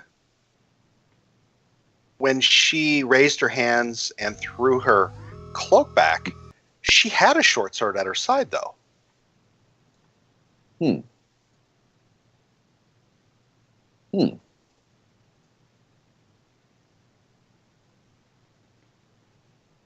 So, anyway. Okay. What I'm going to do for right now is I'm going to I'm going to find someplace private to inspect it. Okay. And I'm going to go on the assumption. I'm going on the assumption that it's worth more than I've just got a random short sword. It's probably worth more than mine. So if it fits my scabbard, I will replace it with mine, so I can drop this one necessarily and still keep hers to hopefully return to her. Okay. You find a dark alley and wait a while, making sure there's really truly no one around. The shadows lengthen a bit, maybe 15 minutes. When you're satisfied that nobody's watching, you unbundle the rags, and you see that it is a short sword of some kind. It's not not in the traditional sense, but then again, a short sword is really a wide class of weaponry, right? This one is in it's like a rawhide scabbard, very very loose. It's not like a tight fitting scabbard. It's more like you just kind of drop it in there and it hangs. When you pull it out, it's single edged, so the backside of it is not edged, and it has kind of like a clip sort of point. You've never really seen anything quite like it, but it's what would be classified as a long sax. What do you say? Very Oh. similar to that, but longer. What? Like what Sean is showing us? Very similar to that, yes. Aha. Okay. Longer though, probably about 3 feet long, maybe 10 inches of handle, and the rest of it is blade. What's interesting is that the blade itself is kind of a blue steel blade, but there, as you look in the darkness, it seems like it's almost like there's a storm, sort of like at first, like when you look at it, it looks like you haven't really seen much of this personally, Callie. but you've heard that What is the barbarians Sorry, of the girl. Thilronian Peninsula have a Chips. particular method of sword making called the serpent and the steel. hmm Nom, nom, nom. And what it looks like, so you've heard, is that there are like these little waves in the steel. You can't necessarily feel them, except just like the edge of your fingernail, you might catch the very edge of it. But they claim that it makes the steel stronger. And at first you think it's that, but in the dim light, it actually looks like they move, Mm. which seems a little strange to you.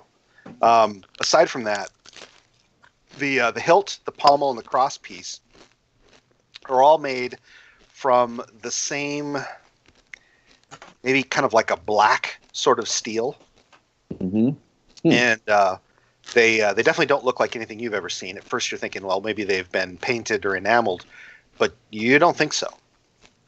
Wow. It's a unique blade. hmm Will it fit in my scabbard? No, Okay.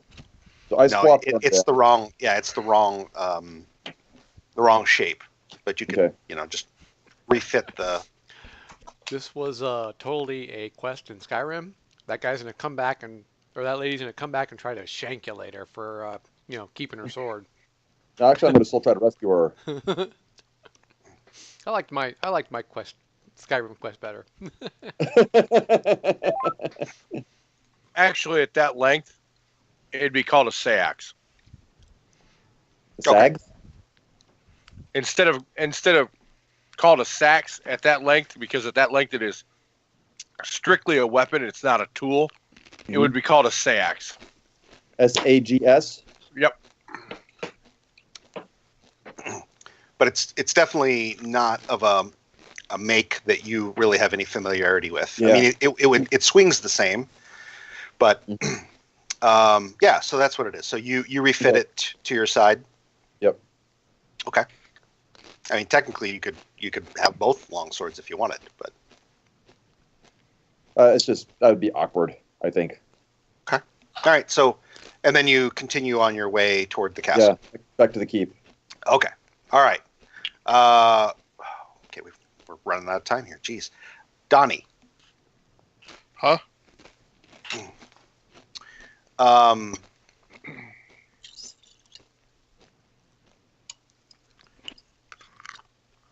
Fergus slumps.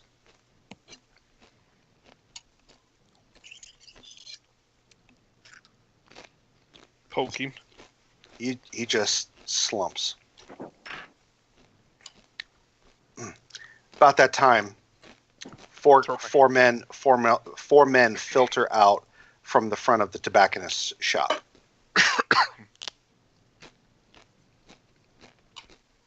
Poke him again. Roll your perception. Well, hold on. Actually, you wouldn't roll that at all. Let me take a quick look. I don't know why I always say that. What is your 13. team? Okay, hang on a second.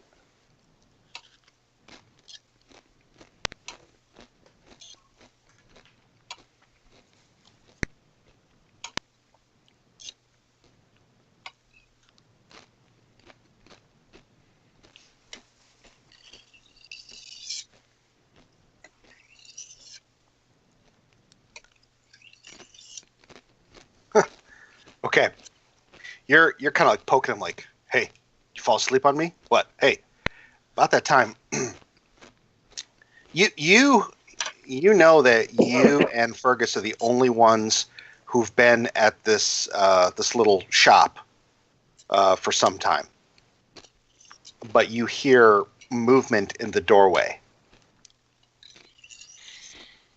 So 4 people across the street, and I hear someone come up behind me. It sure feels that way, yes. I stand up and look. Okay.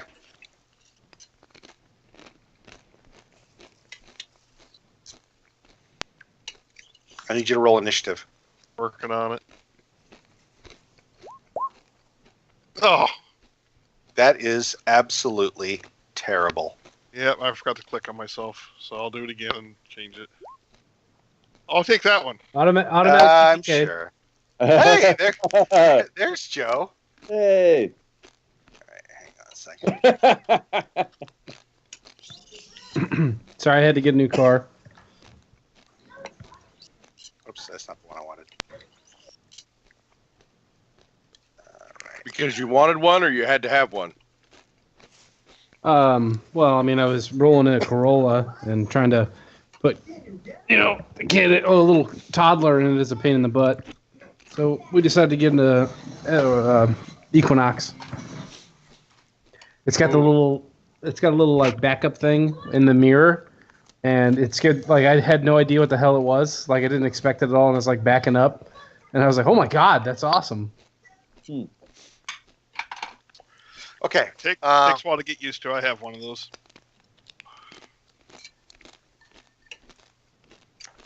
All right. You turn, and the guy in the doorway pulls the trigger. All right. And he hits you. A glancing blow for 2 points of damage. You stood and whirled, and so the shot that was aimed for the dead center of your back as you move catches you like just grazing shot across the hip. The others come racing across the... And I guess I cannot rage until my turn. You cannot. But the rest of them can't quite get to you in time Convenient. to actually attack. So the next thing that happens is that their captain, who is not Kren, by the way, he comes charging up too. And finally, it is your turn. All right. You've got a whole plethora of targets. I rage, and the captain's within reach. We'll just kind of position them. They're like this, and we'll kind of fan them out a little bit. And then you got a guy behind you with a crossbow over here. All right. Oh, we're just gonna start with the one in front. Oh, hey, Stinkers. Okay, so you've raged. Cord's rage. Oh no, that's the blade, isn't it? Yep.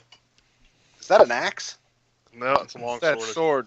It's the long sword. Like Okay. a bastard sword, isn't it? A great sword. Yeah, that's it. Great I sword. think you're right. It is a great sword. Okay. It's a great sword.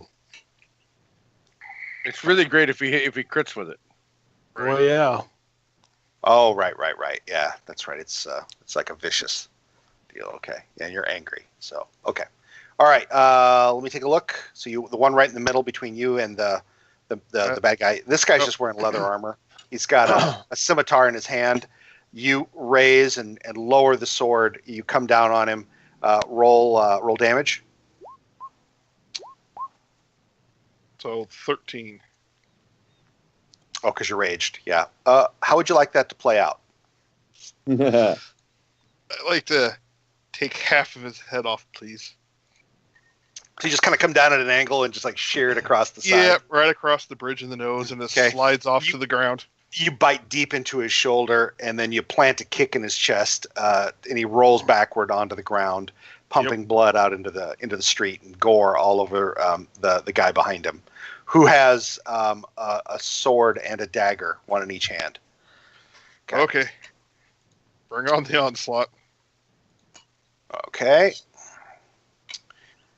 These two guys close in, while the one back here fires another crossbow bolt at you. He hits.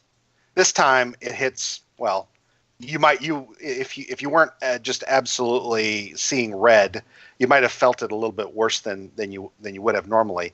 You take 8, but you only take 4. This guy here with the scimitar slashes at you.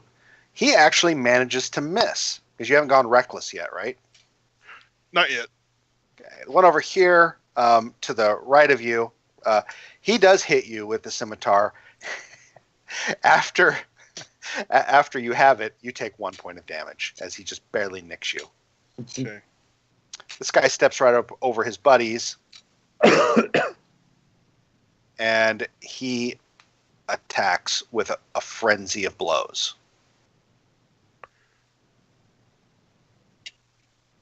And he hits twice with the scimitar and misses with the dagger. You take. I'm just gonna. I know you're halved, so I'm gonna just calculate it for you. You take a total of 7 more points of damage from these two guys. Okay. This is starting to add up quick. Okay. And that's that. All right. Okay, so yeah, they're just raining blows down on you. All you see is red.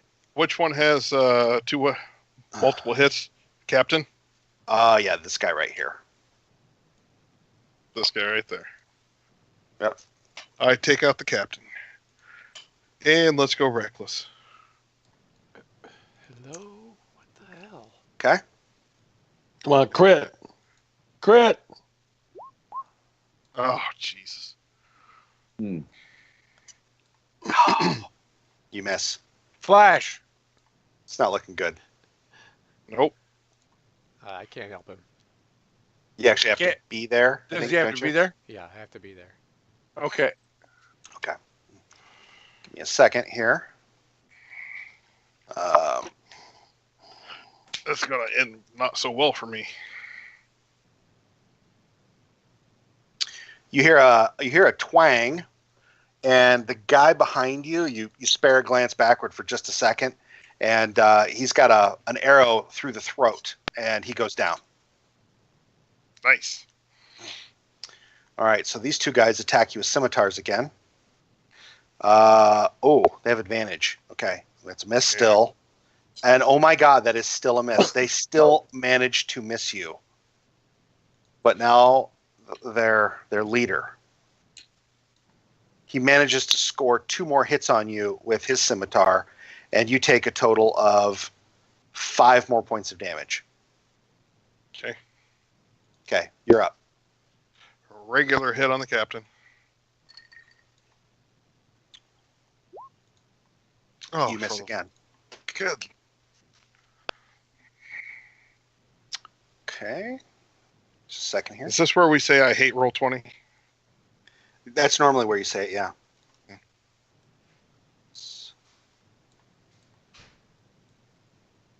Okay, that's a hit.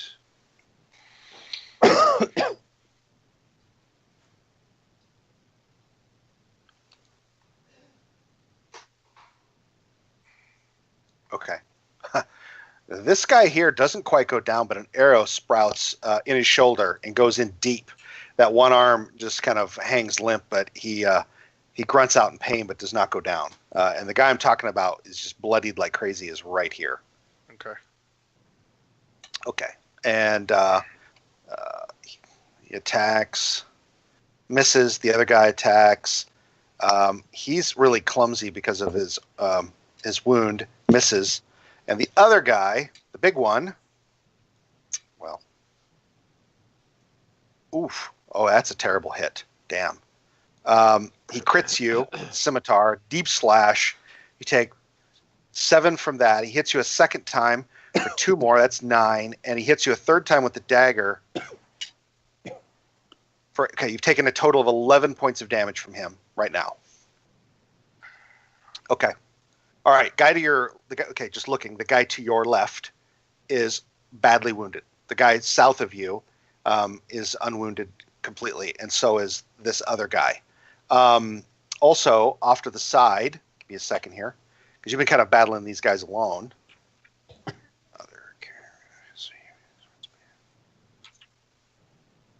think I've got a character sheet for him, don't I? Yeah. He is like off to the side here. With his head in his lap, slumbering noisily. All right. Let's take out the wounded one. This is Fergus, by the way. Yep, I've seen it. We're going to take out the one that's wounded. Finally. Oh yeah, he goes down. You finish him off. How do you want that to play out? At this point, just run him through. Kick him out of the way. Okay.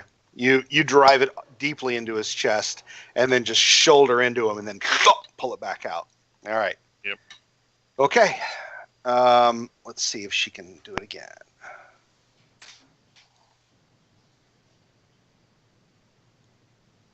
It's a hit.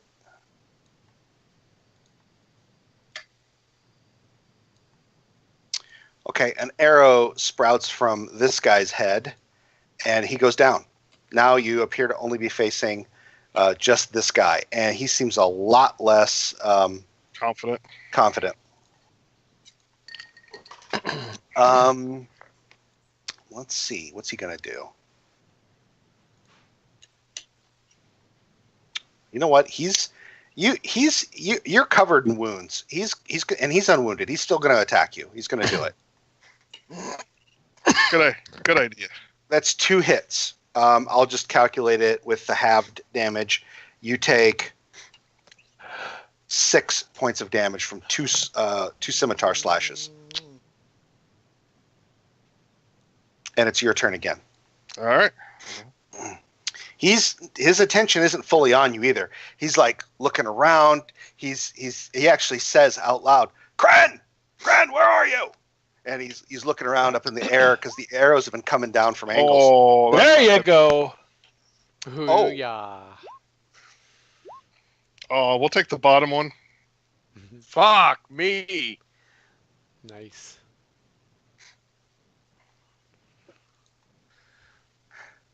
So does that take all of it? Yeah. And then you also do The rage.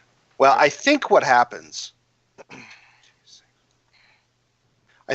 is that you only take one number from the second batch because that only happens if you rage. Oh, you need to do one more thing though. You know what? It is going to do both, and let me explain why. You're an orc. You do an extra dice 6. Oh no. Roll one more dice 6. That's how this has to work. So you're going to do 14 plus 8 plus 7, and then do another dice 6. All right. Plus 2 because you rage. So it's 22, 29, 35, 37. You do 37 points of damage to him. Damn. Okay. He does not go down. Oh shit. Holy shit. But you drive him backward. I mean, gore fountains out from him, and he's just like, oh! And you see he kind of huddles in on himself and tries to make himself a smaller target. And he definitely you've kind of got him back on his heels. He disengages and runs. I throw a javelin at him. Okay. Does Sean get an attack of opportunity when that happens? No, he disengaged. Yeah. Okay. He disengaged. Okay. All right. So you're going to try to follow and throw javelins. Yeah. He's not getting away. He hit me. Okay. Since he's dashing after this, you're going to get 3 possible javelin shots at him before you lose sight of him in the. That's handy because that's all I have. Oh, all right. Well, so you chase after the best of your ability and throw javelins. All right. Go ahead, and I'm going to give you 3 shots as he runs. Yes. Okay. That is a miss. That is a miss. Damn. That's a miss. Fucker. I curse at him. You look back. You come back around the corner. Gather And, up the javelins. You gather your javelins as you go. And as you get back to where Fergus is, you see the small man, Ferrero, standing in front of the tobacconist shop.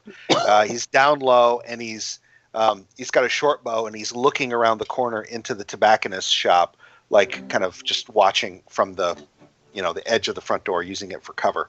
Cordelia is standing in front of Fergus, and you see she's kind of like got him, like she's got his jerkin, like by the front of his jerkin. She's kind of holding him, and then she slaps him.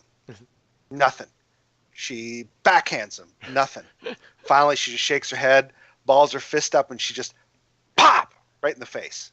Finally, he snorts and opens his eyes. Good. Now we have backup. I go in the tobacco shop. Okay. You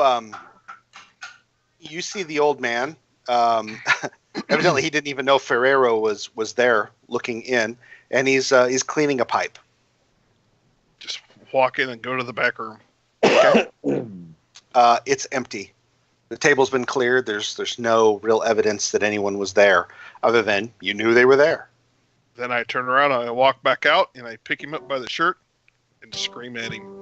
Where is he? All right. Roll intimidation. Like I said, where is he? He wets himself. Okay. All right. He looks like, well, yeah, he actually does wet himself. He does. But he has enough sense that he does this, and then he like points at his ear, and then he like looks around, and then like you're not really sure what the hell he's saying. Shake him a little more. Where is he? Okay. And you think he's pointing down, maybe. You're not really certain. Finally, Cordelia, who is right next to you, she whispers in your ear. She's like, "Put him down. I know where to go." Drop him. Okay. She points to where he was pointing. Directly behind the counter on the floor is a trap door. Ah. You start to head for it, and she grabs you by, like, you've got like a harness, for like your gear and stuff. She grabs you by the harness at the back, and she's like, "Look at you. No, not now. Look at you." What? He goes, they could have been, he could have been gone for an hour. There could be an ambush down there that would just absolutely kill you if you point your head down that door. You have no idea what you're gonna get yourself into. You're badly wounded. You can't do this.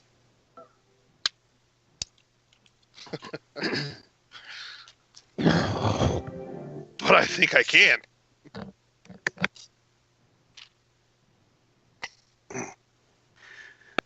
She looks at you sternly, and she goes, We want him as badly as anybody does. Okay. She goes, "But if you go down there, you go alone." Iona Iona said not until he said it's time.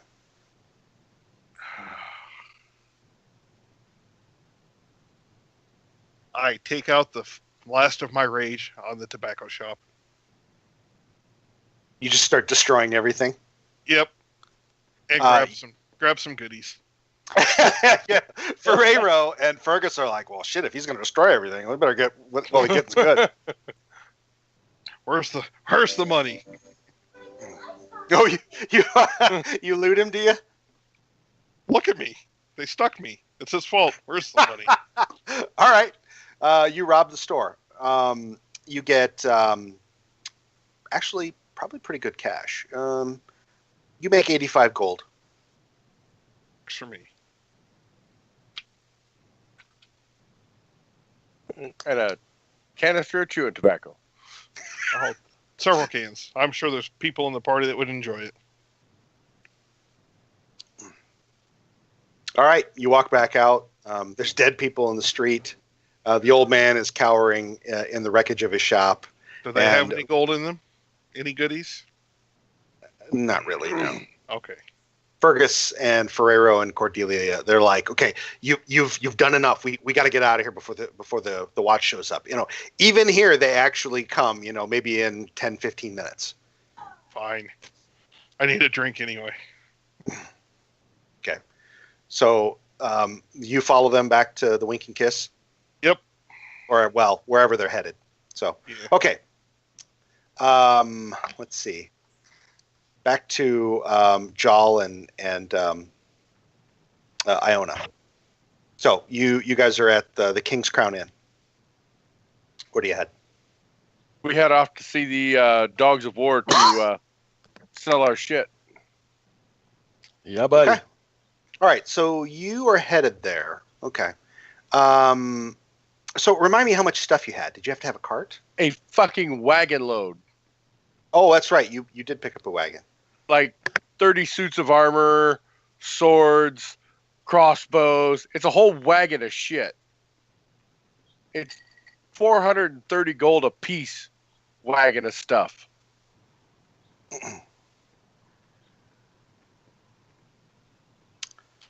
Okay.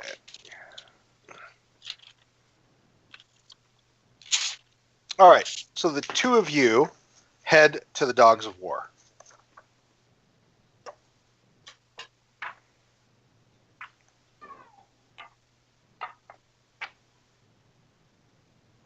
I really should. As we're walking, I want to talk to Sean about the 5 blades of Korask.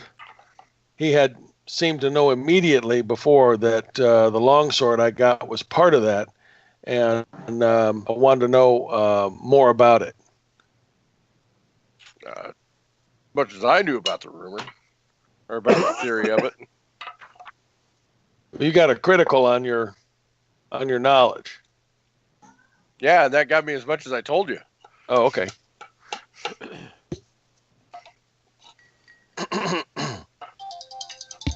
I'm like, you could Be right back. Okay. probably research that at the library. Yeah, I'm sure that's what I was going to do. I'm sure Edda might know something of the stories, being that she's a bard. Oh yeah, that's right. Joe's back. I gotta work him in here briefly too in the time we've got left. Okay.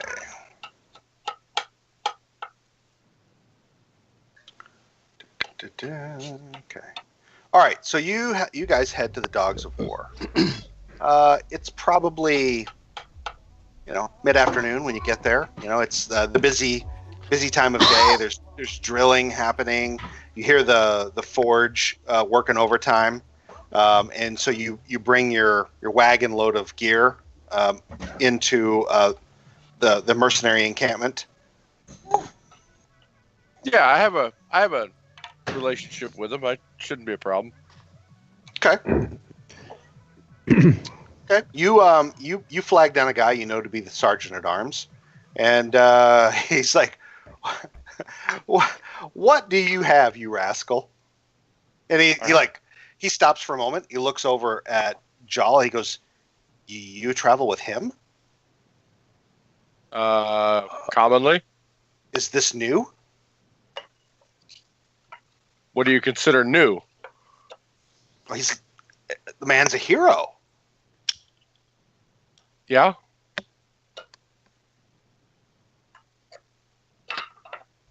He goes, I didn't think you the type to. Yeah, never mind. You know what? He comes over and introduces himself to you, Jal. Is that Chell, the sergeant at arms? He names himself Oska. He says, "I'm the sergeant at arms, Oska." Jalmala. Nice to meet you, Sir Jalmala. He goes, "What brings you to the Dogs of War?" Me? Okay. And point over at Sean. Our last exploit was profitable. I heard you're buying weapons and armor. We are. Anything we can get our hands on. I got a wagon load of stuff.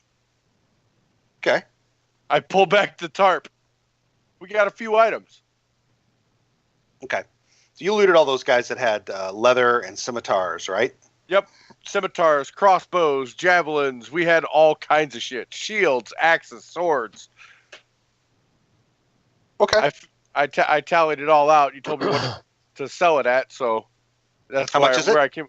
433 a piece. That seems a little high. Leather's 10. Hang on a second. Scimitars are. Let's see here. Scimitars are 25. That's 35. You told me to tally it up at 1.5 times. Heavy crossbows. Yes, he did. Oh, I see what you mean. Well, I'm saying Well, scimitar, it's a 35. If it's a heavy crossbow, that's 50. That's 85. And what else did you say they had a piece? Crossbows. I don't know. I got rid of it after I did the math for it. But we had all the stuff from this one and from the one before that we hadn't sold all the gear. We had like some 40 suits of armor. Because we killed all the guys at the fort. We killed all the guys that were there at the boat. We killed the guys that were out on the there. So that was 30 suits of armor right there between the 25 and the other 5 guys at the boat. That's 30 suits of armor right there. Okay, hang on a second. We had an ungodly amount of shit.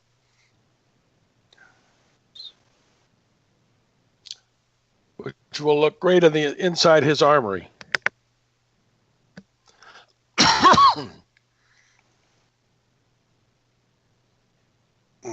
Okay.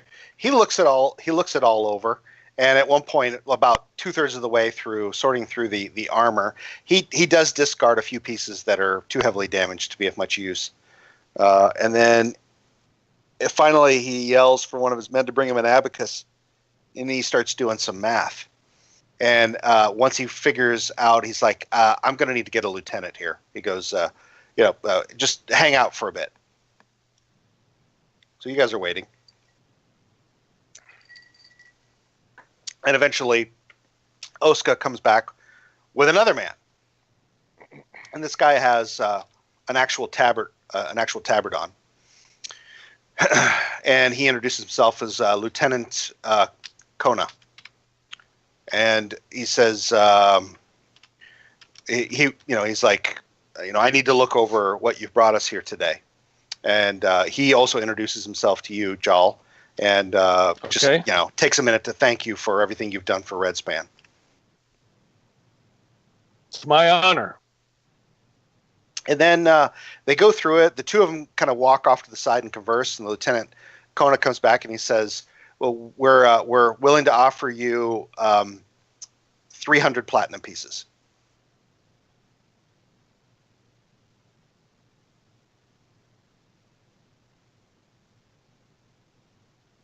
I gotta get a calculator. That'd be 3,000 gold.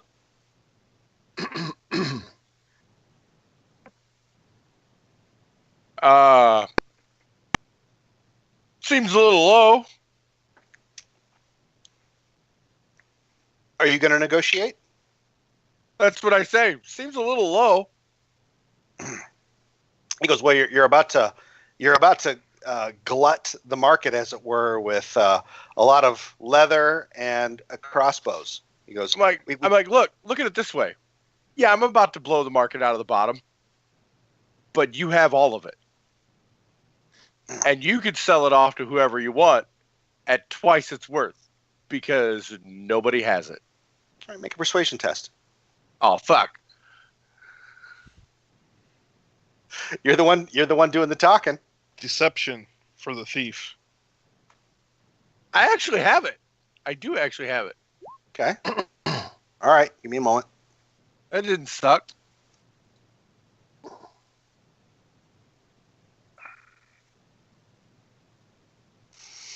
He thinks on it some more, and he goes, "You know what?" He goes, I'll throw in another 10%, 330. Sure. That seems fair. He goes, "And we keep the wagon." You can keep the wagon. All right. My wagon. All right. While we're bargaining, I'm in need of a new suit of heavy armor. And I figure you guys are the ones to come to. I need a set of splint heavy armor. He says, "Yeah. He goes, "We have several suits of splint." I need one that fits. Okay. I can't afford plate yet.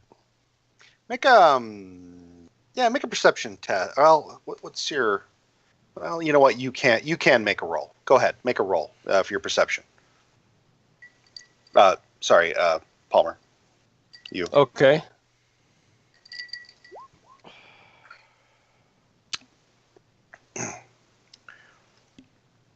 Yeah. I mean, you're here in the height of the day, which is when you came the last time. You would have thought you would have seen Chell, and he also said he was the sergeant at arms, not this guy Oska. You find that a little peculiar. Is Chow around? Lieutenant Kona says, who? I met a man here that said he was sergeant at arms named Chow. The two of them look at each other, Kona and Oska, and they kind of exchange a glance, and they look back at you and say, sorry, Lieutenant Kona says, you know what? He goes, I'll take a look at the lists while we get you fitted. He goes, how about that? If there's Okay. a Chell here, we'll find him for you. All right. Okay. So they take you back and they show you 3 different suits of Splint. They're different, sort of make and model, as it were. And you try them all on, and you find one that you can fit fairly easily with some minor adjustments. Good deal. They want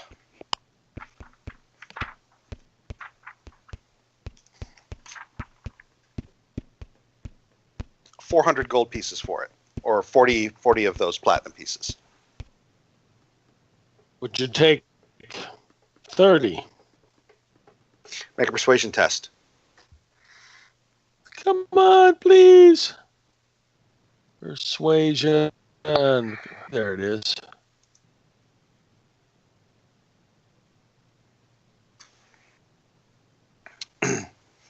Lieutenant Kona, or actually, sorry, you're dealing with Sergeant at Arms Oska at this point. He goes, for you, yeah, I think we. I say while he's debating, I'm like, you're gonna dicker with the hero of Red Span. All right. I'm sure the lieutenant's not gonna bilk over so small a difference. He says, and it's good for the morale of the people to keep you well armed and armored. I smile and shake his hand. Grab forearm to forearm. All right. He goes, you looking to get rid of that chain? It belongs to the Lions. Oh, okay. No worries. About that time, Lieutenant Kona comes back, and he's got a big, heavy book with him, and he's shaking his head, and he goes, I'm not certain who it was you were talking about. Are you sure you got the name right? What was his name again? Chall. Chall. He goes, yeah, I'm not seeing any name like that at all. He goes, and it doesn't ring any bells, and I know everybody stationed in our garrison right now. I give him a strange look. Said, okay. Interesting. All right. Well, perhaps I was mistaken.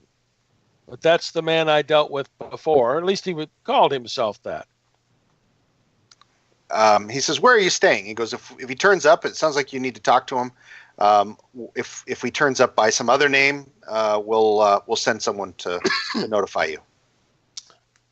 Excuse me. I give him the name of the inn. Excuse me. Okay. All right. Where do the two of you go now that you're heavier with coin and lighter with wagon? Iona, this is your city. I need to get some things. Can you point me in the right direction? What time is it? We're still early in the day, right? It's like mid-afternoon. Yeah. Okay. Yeah, I got some time. I'll take you wherever you need to go. Very good. On top of your armor now, you're actually 150 gold rich, or because it was 300, so you're 250 gold richer because we actually make 550 versus the 430. Excellent. So, all right, I like that. You've become a priest now as a secondary line, right? Yes. Do you use holy water? When I need to. All right. I'm going to buy some flasks, and I'm going to make some holy water while I'm around, sitting around this week, and so I'll gift you some of that. All right, I'm gonna jump to Joe. Are you there, Joe? I am. What? So first of all, if is Kelton staying with you? No, not right now. He's with his friends. Ah, damn it! I was like, for the next several weeks, we need to get him in front of Oliver so you can game. Oh, Oliver's. There you go. Not, I'm sick now. I'm pretty sure I got strep throat. I go to the doctor God. tomorrow. I'm glad you're on the other end of the internet barrier there. All right, Yeah. so He feels like right as rain. He's just walking around. Ha! So whatever. great. All right, so you left the docks. Where did you go? I don't know. Can you kind of brush me up on what happened? Oh, well, I mean, unless you went with somebody, which we've kind of already established that you didn't because they've already done a bunch of other things. You must have gone off on your own. You left the docks from when you brought the two ships into harbor, and then Lord Captain Torwin had men waiting for you to cordon off the area from the locals, keep them from rioting, so that while the rest of his troops could load up the wagons with food. So that's what they were doing, and everybody kind of said they got to go do this, that, and the other, and wandered off to go do different things. I probably would do what only Etta would do, and that would be to go to the bathhouse immediately and pamper myself. Because sometimes, you just got to treat yourself. Like a lady. Yeah. Okay, so you spend the day and let's say probably 10 gold pieces on, getting yourself clean and perfumed. Okay. Let me mark that down. And also, I want to go gambling. Is there a place that, or like, I ask around the bathhouse, is there like a relatively seedy underground, I don't know how I would word it.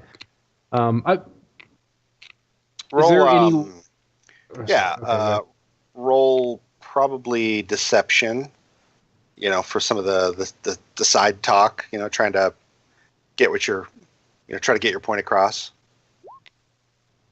Okay. All right. I love that +8. You find out that there is there's kind of so Lord Fell does not want any gambling in his city. There's this card game in the back of this tobacco shop. Well, you find out that there's a card game that travels between a few different places. The one place that is fairly consistent is a place called the Wink and Kiss.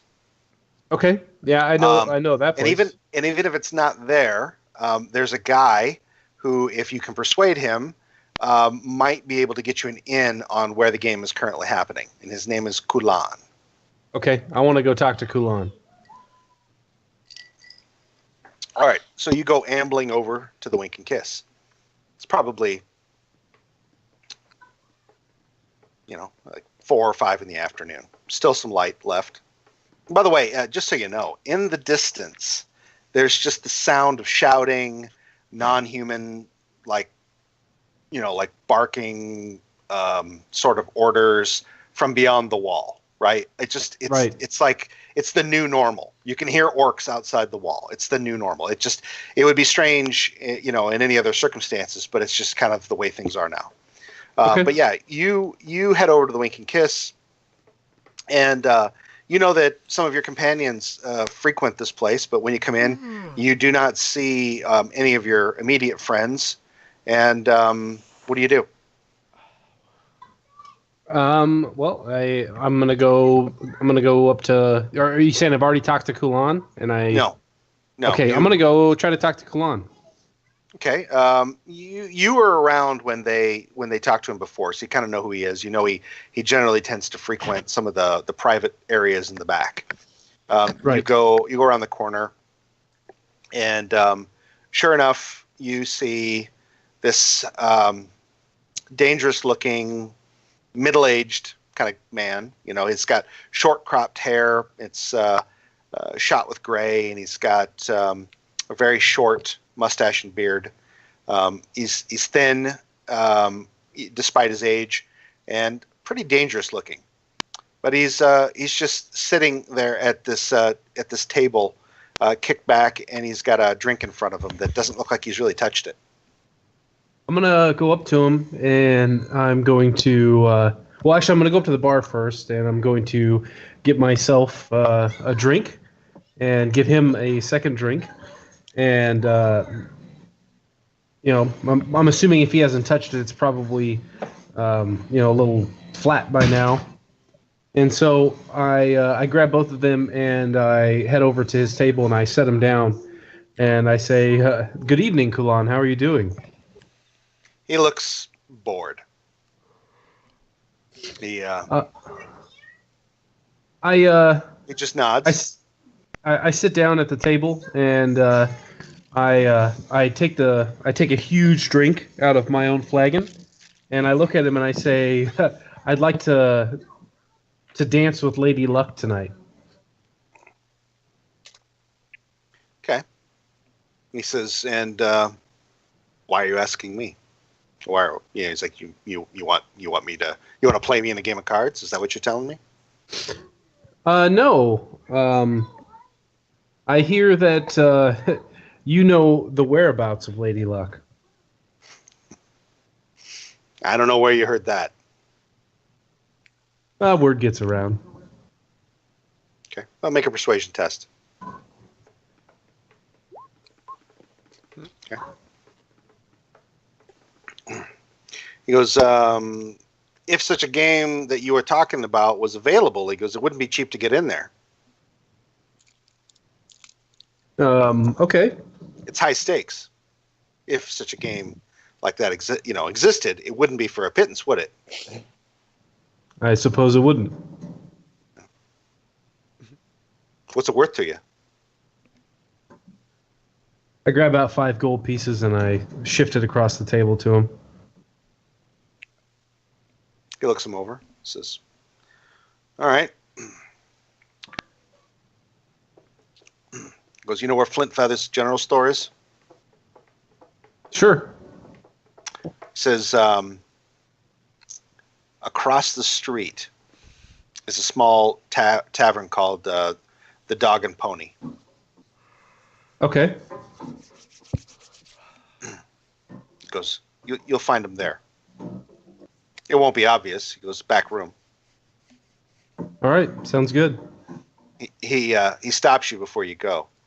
Like he actually kind of like as you kind of put your hand on the table to get up, he actually puts his hand on yours and he says, "Don't do it, girl. They'll eat you alive." I actually look at him kind of disgusted, and I tell him I can handle myself.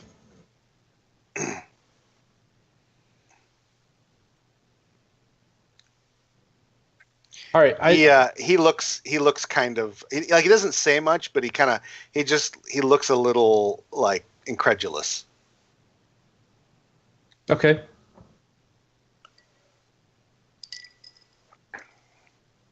Okay. You go straight there?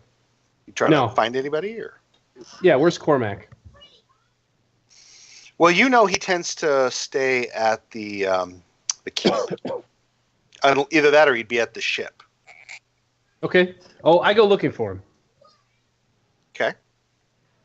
Well, where the Winking Kiss is, it's maybe slightly closer to the the keep, but not by much.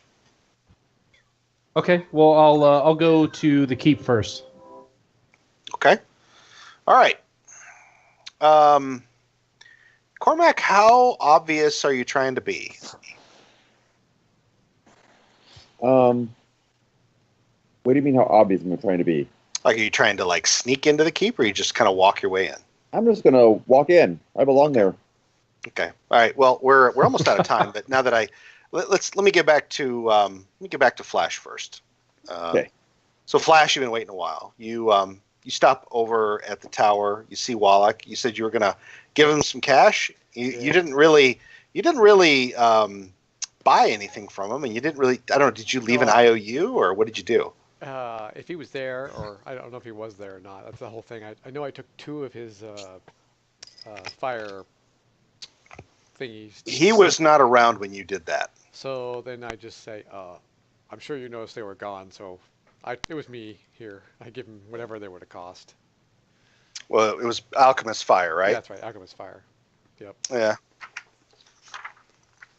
I say, I'm sorry you weren't here, but I thought maybe Gwillem and I could make a difference on trying to bombard the orcs and their contraptions. They'll just make more, fool.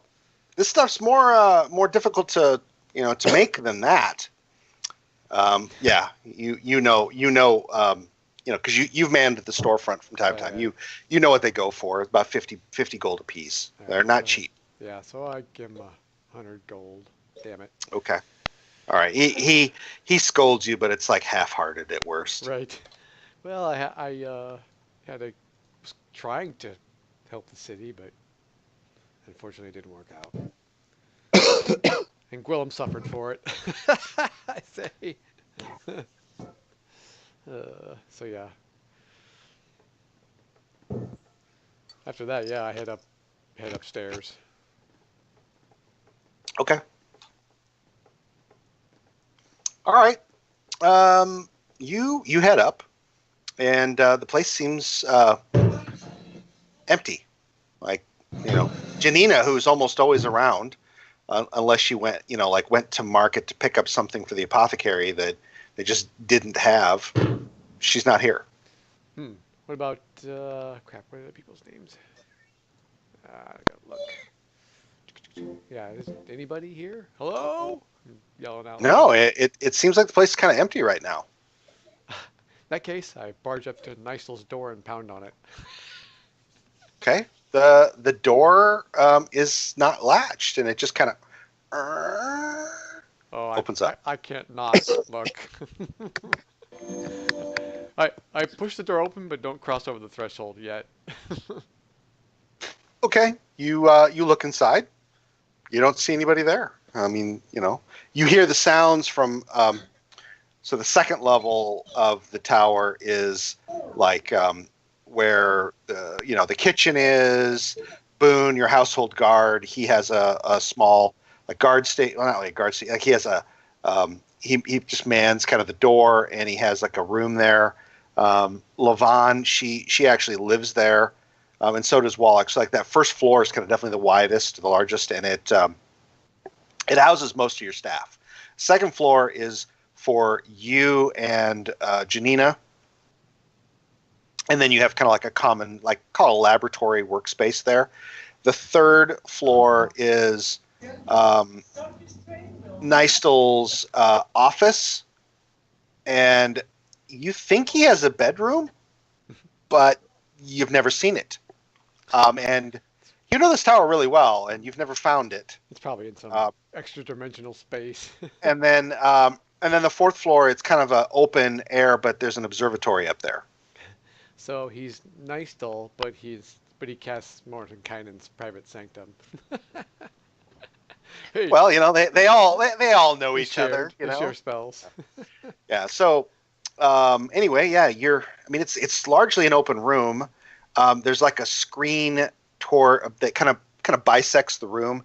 On the back side of the room is where he keeps his teleportation circle, and that you can easily move between Radagast City in the county of Ernst and here using that circle. Right. That's weird that nobody's here and the door's unlocked. I'm assuming it's normally locked, right? Yeah. So it's out of place. Like Yeah. maybe something's going on. Once that occurs to me, I decide to investigate and look around to see if there's been something else, anything amiss. Um, there's there's his desk. There's like a little perch off to the side where his familiar, when his familiar, well, you've only seen it like a handful of times. It's always black, always. It's a black cat or a raven, or like an ermine. Not like your weasel, more like a black ermine. It's always black. You think it was you saw a skunk once too. That'd be a mink. Would be more I mean, of a- sorry, not an ermine. Yeah. Yep. But yeah, so there's lots of little areas like where depending on the form of his familiar, it would be comfortable to hang out. He's got a private library that, generally speaking, you only get access to when Janina lets you in here. And then there's collection of tables, lab equipment, like where he makes potions and other kind of things. That's really it. Nothing looks like it was recently. Like, it doesn't look like he just left the room. You know what I mean? Like, there's not like a brazier with like smoke still coming up from it. None of those kind of things. I tell Gwillem, hey, keep your eyes peeled just in case. Like seems to be going on. There's nobody here, minus Wallach downstairs. Okay, so I go like downstairs to Wallach then. Make a I do have an make a percep- make. I do have an investigation check. Okay, are you actively kind of hunting around? Yeah, totally. Well, technically, investigation would be like to understand how something works, or to like investigate clues. This would be a straight perception test.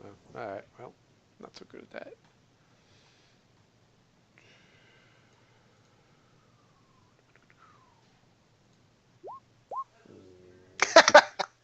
All right, never mind.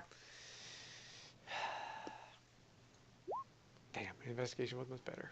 Well, thankfully, your bird is a lot smart. Gwillem's like, what's this, master? And he lights on the perch near the desk, and there's like a piece of parchment that's been unrolled and like left, and then it's kind of the edges have curled up, and it's not like perfectly rolled. Sure, I opened it Bits up of broken wax, like where it was unsealed, but it's not you can't tell what the seal said at this point either, unfortunately. Yeah, I'll take a gander at it. There's what you I don't know, cartography. There is what you think is a map of a central portion of Tenh, and there's a word written. Well, it's not really a word. Sorry, it is a couple of two runes. What languages do you speak, or do you know? Yep. Okay. It's in Earthland. 2 runes, and if you put it together, it means like one either means dream or nightmare, and the other one means sing or singer or singing or chanting or something like that. Unfortunately, old Earthland runes can be very tricky, especially when you try to figure out how to put it together. But you do think that they are meant to be put together, and there's like kind of like an X marks the spot, and then these 2 runes kind of carefully scrawled nearby with a more modern, common question mark. So either dream singer or nightmare chanter. Yeah, one of those 2. Dream singer, nightmare chanter, something like that. That's odd. The first one seems to have a bit more of a ring to it. Dream singer. Yeah, that's unless. Well, since I do have library access, I could go do some research, see if I can't find something. Figure out where that fits on the map. Is that what you're thinking, or you mean trying to figure out? Oh, I see. Yeah. Okay. All right. Well, we're about 5 minutes over. I think we've got a few things to check into for the next game. Sorry, Joe, you missed out on so much. Before we leave, what are the main themes? I think I already know what you want to do, but why don't you tell me what it is you're going to check into next time? Are you guys going to try to get back together? I'm going to try to. I want to finish out the night. I'm going to try to convince Cormac to come with me to have a drink. You'll be the third lady of the night. You miss what Cormac's been doing, or not doing. Yeah. Or trying to do. Yeah. Okay. And then, Jal, I assume you are going with Iona to do some shopping. I mean, you were talking about you wanted to have the tabard made. Did you do that? Did you start that before you left, or was that something you were going to start on now? Something I was going to start now. Okay. Was there any arranged it other? before he left? I couldn't remember. He arranged it before he left. He just has to wait to pick it up. Is that the case? Yeah, he did it before he left. He did it with Etta. Okay, so you're gonna go pick that up, and I mean anything else. I mean, unless it's a weapon or armor, you can pay standard price, or if you decide to negotiate and have to roll, you can pay 80% of the price. Okay. As the hero of Red Man. Okay, and then once you show him around, were you going to take him with you, Iona, on whatever you were doing next? Hell no, I'm not going to take him on a break-in. Okay, so you're going to do a one-man break-in. Okay, I'll go back and do research on the blades of Korask. Okay, I'll go to the library and. But maybe you'll catch up with Rin at that point then. Okay. Actually, I could probably take him and drop him off at the castle library so he could do his research there. While we're there, then I'll do my break-in. Yeah, that is the library. Lord Fell has public access open to his library. Okay. So, I'll go with Iona and let him drop me off there. Okay. All right. That tells me what you guys want to do next week. Did you see this, Tony? Yeah, I saw you. Don't slice your finger off. That damn thing is still sharp as hell. It holds an edge. Good. What are you sharpening? The sacks that the group got me years ago that Tony had made. You know what's sad is that his art has it's progressed so much.